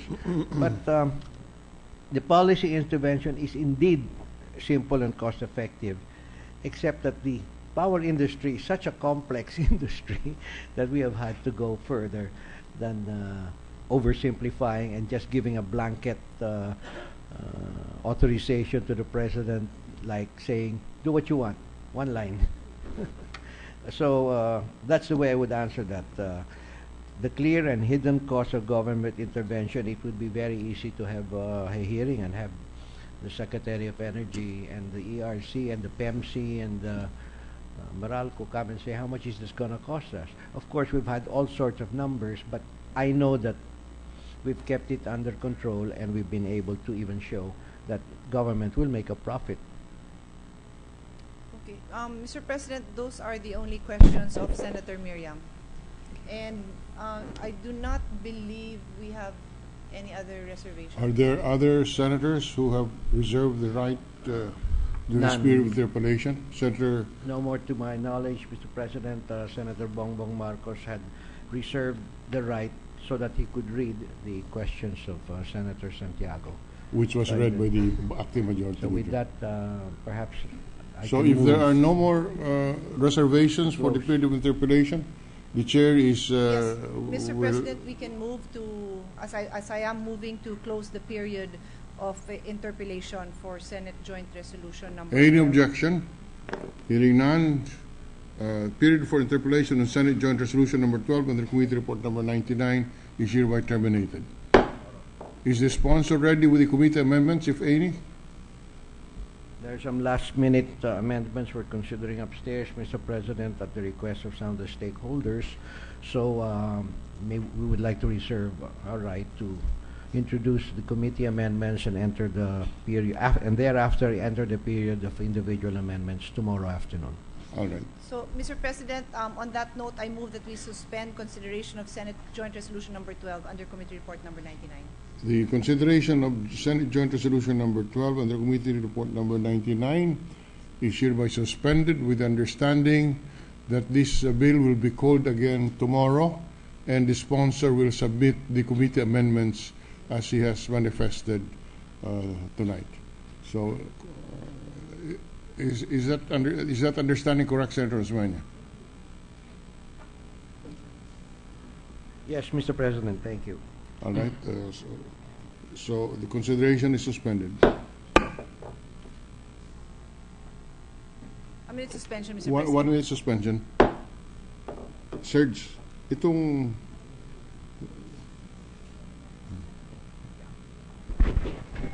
Biofuel? There's no reservation.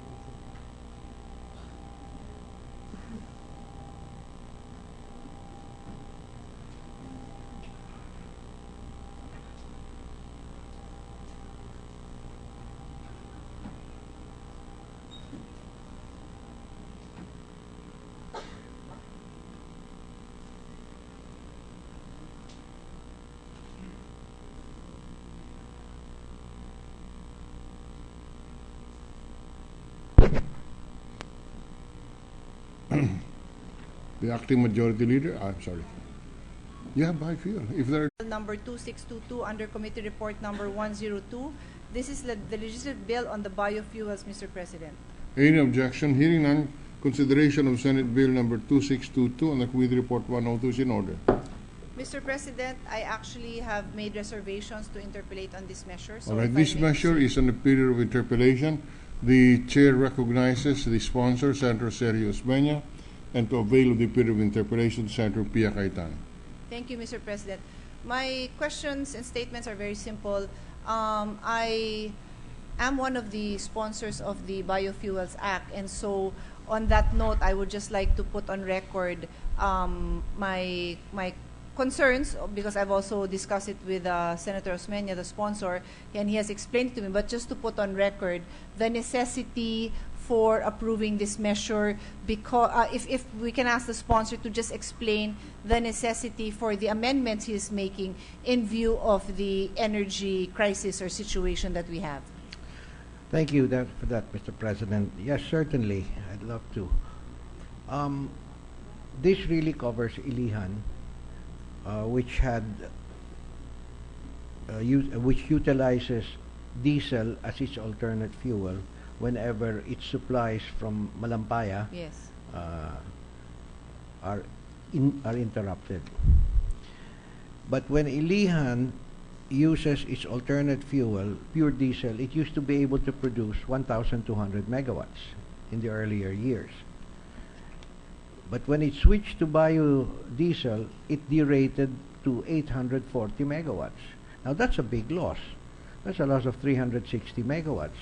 When I asked them why, and they said they had to derate because biodiesel tends to clog their filters. And then not only that, then they lose 5 days cleaning up the filters when it switches back to natural gas, which is a waste of time. So they said, why don't you allow us to use pure diesel? Then we can probably produce 1,100 megawatts. It's an older plant now. It was commissioned in 2002 or 2003. So they'll be a little more careful in giving us estimates. But in the beginning, they did tell me on pure diesel they were running at 1,200. They were producing 1,200 megawatts. So I asked around, and it seemed that there was no big objection from the environmental sector, because it's just a small piece of the pie, and it would, the pluses far outweighed the minuses. I mean, plus 360 megawatts. So When on top of that, lastly, no, just to clarify, when you say it's a small piece of the pie, you're referring to the Iliha plant. the total emissions into Yes. the atmosphere. And secondly, Senator Santiago had earlier questioned how much would this cost. Said diesel is 70 centavos per liter cheaper than biodiesel. So, and that's passed on to the consumer, Yes. because it's just a pass-on charge. Yes. So it will benefit the consumer. Well, on that note, we do recognize that from the start that environmental solutions sometimes tend to be more expensive on the surface, no? Again, just because I'm the sponsor, that was an issue that we were prepared to face because we were looking at the long term. But I do recognize in this particular case what His Honor is mentioning. We were together. We pushed this law, the Yes. Biofuels Act in 2006. Yes. So, would His Honor know that if, in general, this clogging of filters is a common occurrence whenever... I know we had this discussion off the record. It all depends upon the engine itself. Unfortunately, this particular plant was manufactured to use pure diesel. If it had been manufactured after we passed the Biofuels Act, they Yes. would have made adjustments for Yes. that. But right now, it's very expensive to make Right. that adjustment. Now, let me say this. Yes, biodiesel is corrosive. It does clog engines, and I've been getting complaints because while there is a mandate in the law, a provision in the law that says it must be raised to 5% or Yes. D5, the Jeepney Drivers Association are all complaining and said, please don't allow them to raise it. It gives us a headache. So we'll have to look into that separately. But there was no date, there was no timeline in except the 1% and the 2%. So to eventually go up to 5 and 10%, they left the timing up to the Department of Energy. So, Mr. President,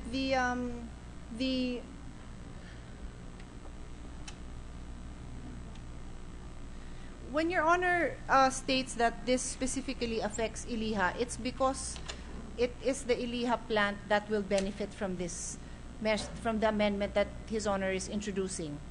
Well, Only, we or- would benefit because Elihan can now give me more power. Oh yes, no, yeah, correct. Yeah. What I meant was, is Iliha the only power plant Covered by situate this? that would be benefiting from this amendment? Immediately, yes. But then the other gas plants also ask for the option to be able to use diesel. Right now, under the law, they're allowed to use, they had structured their plants to utilize liquid condensates, which is another form of gas. And they said, with the drop in oil prices, diesel might become cheaper than liquid condensates at a certain point of time. And this is a benefit. And since their plant can also run on pure diesel, this is a benefit that they can pass on to their consumers also, because it's just a pass-on charge. So this would include Santa Rita and San Lorenzo with a total installed capacity of 1,500 megawatts. It will probably also include Avion and San Gabriel, which are still being constructed. Because I'm looking at the explanatory note of the bill, and it refers to the natural gas plants in Batangas province, no, allowing them to use pure or straight run diesel.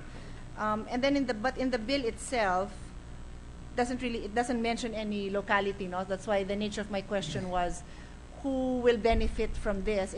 Those are the only natural gas plants now in our country. But for future purposes, His Honor said also that plants that would be built after, or were built after we passed the Biofuels Act, would already be are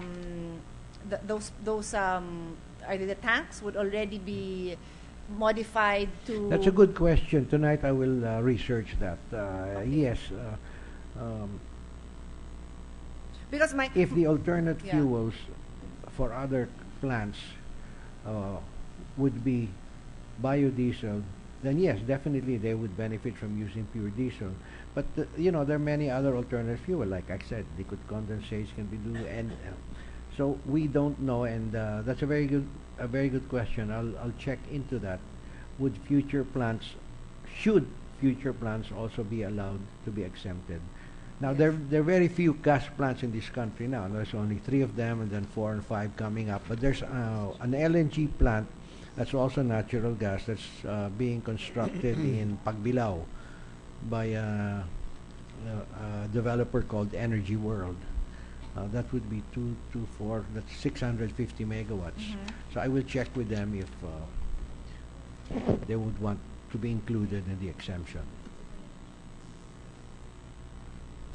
Those are my only questions, Mr. President. If I have others, I will just consult with the sponsor if I need to put it on record, if I may Yes, just be please. allowed then to say something during the period of amendment. Yeah, but if the chair may comment, I think the way it is phrased now would precisely pass the standard of equal protection of the laws in the Constitution, because then if you make it too specific, which would be obvious that it would favor only one particular plant, it may be attacked Yes. on the ground of equal protection of the laws. Exactly. So I think the way it is phrased today can pass that standard. That's an opinion that the chair will have. Oh, In any that- case, yes. in any case, just one point that I may address to the sponsor. Mr. Sponsor, who determines the shortage of natural gas supplies? Who determines the shortage? That there is a shortage to allow the power plants to use pure or straight run diesel as an alternative fuel. It Well, says it is- during shortages of natural gas supplies. You're right, Mr. President, and perhaps we should fine-tune that. The shortage occurs naturally because there's only one supplier of natural gas here. That's the Shell, and Yes. nobody can debate that if they're short, Yeah. they've shut down. But yes, if you wish, we can insert a phrase that if a shortage is determined by the President. Yeah, something like But Mr. President, here's the problem. They have this storage tank. If they're transitioning to pure diesel, but the biodiesel also leaves heavy sedimentation, and it's very corrosive. Now, if they're now going to be storing pure diesel there. They cannot switch back to biodiesel and pure diesel because that will ruin everything. From now on, they can only use pure diesel. It's like a permanent switch. Now, as for new plants, then we can have to do some research. But this is really in the nature, as far as Ilihan would be concerned, that's a permanent switch. Because they told me that it would take them 10 days just to clean up their storage tanks and remove all of the residues therefrom. Otherwise, it would continue to clog their filters. So, parang permanent switch na yan. I mean, if you were if this were an automobile and you're used to diesel and we're saying gasoline, sasabihin siguro ng mekaniko, sir, wag na ho tayo bumalik sa diesel kasi magkakagulo. So, let me check that with some technical experts tonight. And, Yes, I know. Yes, and I assume whoever that person is would have also the power to determine the duration of this shortage of natural gas supplies. no, it's a Okay. permanent It's a- switch.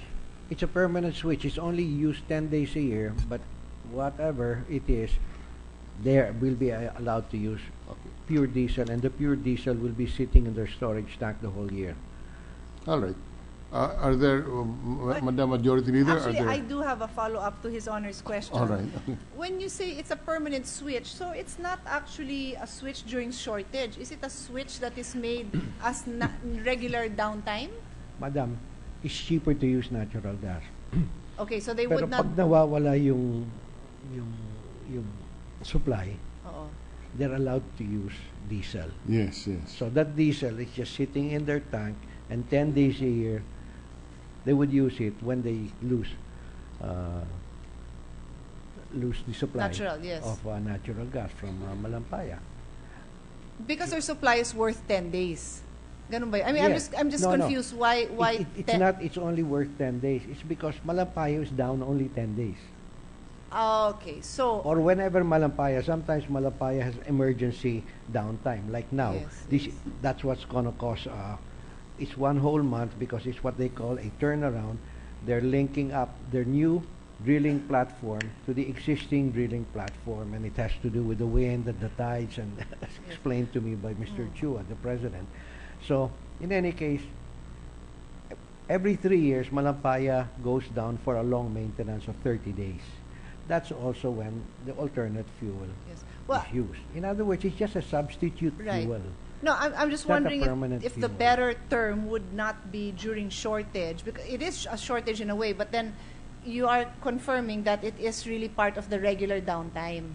So I leave that to His Honor's It's still a shortage. Yeah, it's still but it's just that I personally view shortage as something that is not really downtime related. But that may just be me. His Honor is the expert. No, So if this is more downtime accurate, is the cause. The downtime of Malampaya is the cause of the shortage of natural gas. correct, Into- correct. Well, that's as I said. I defer to His Honor's No, expertise. I was just trying to welcome understand. your intervention, and would appreciate your making amendments. In other words, The Senator amendment. Osmeña, nobody has to declare that there is a shortage, because if there is no supply, for any reason, there is a shortage. Yeah. I guess I'm trying to differentiate between a shortage for lack of planning or a shortage that is really predicted, because as you said, it is a regular downtime. So I mean, The regular downtime of Malampaya. of Malampaya. When Ilian is down, it won't operate. Correct. No, of Malampaya, or where the source comes Yes. from. Yes. Maybe we can Yes. say unavailability of Yes, natural gas yeah. supplies. Now, see, Mr. President, I anticipate that 10 years from now, Malampaya will be running short of gas. You know, the gas is not Natural. a steady supply, no? That starts tapering off. And so, they would have to build a regasification project, a regasification facility, and ship in LNG, hopefully from the United States, where natural gas is now, they're coming out of their ears in natural gas because of shale gas, no? And that's how our natural gas plants are going to be supplied beyond the life of the Malampaya project. Okay. Now, the Malampaya project was supposed to run out in 2025, but I think its life has been extended to 2030 because of additional fines in the Malampaya field. But again, there will come a time when there are the supply from Malampaya itself will taper off, and that then Santa Rita, San Lorenzo, Ilijan, if they choose to continue operating the gas plants, would now have to import Yes. LNG. Okay. Well, Mr. President, those are the only questions I have, and I thank the sponsor for his. And I appreciate Is there any other intervention. colleague of ours who have reserved the right? No, Mr. President, there is no one else who has made any reservation to interpellate on this measure. So Thus, Mr. President, I move that we suspend consideration. I move that we close the period of interpellation on Senate Bill number 2622 under Committee Report number 102. any objection? Hearing none, the period for interpellation on Senate Bill number 2622 under Committee Report 102 is hereby terminated. And I believe Senator Osmeña will be preparing or making his amendments tomorrow. There is a committee amendment here as part of the report. Is the senator adopting this or There's a another- committee amendment that's part of the report. Well, here I I'm don't looking at understand that, yeah. Mr. President. It's here. Style. I'm looking at it. Perhaps you got the updated copy. We will be introducing all that in one smooth. Yes.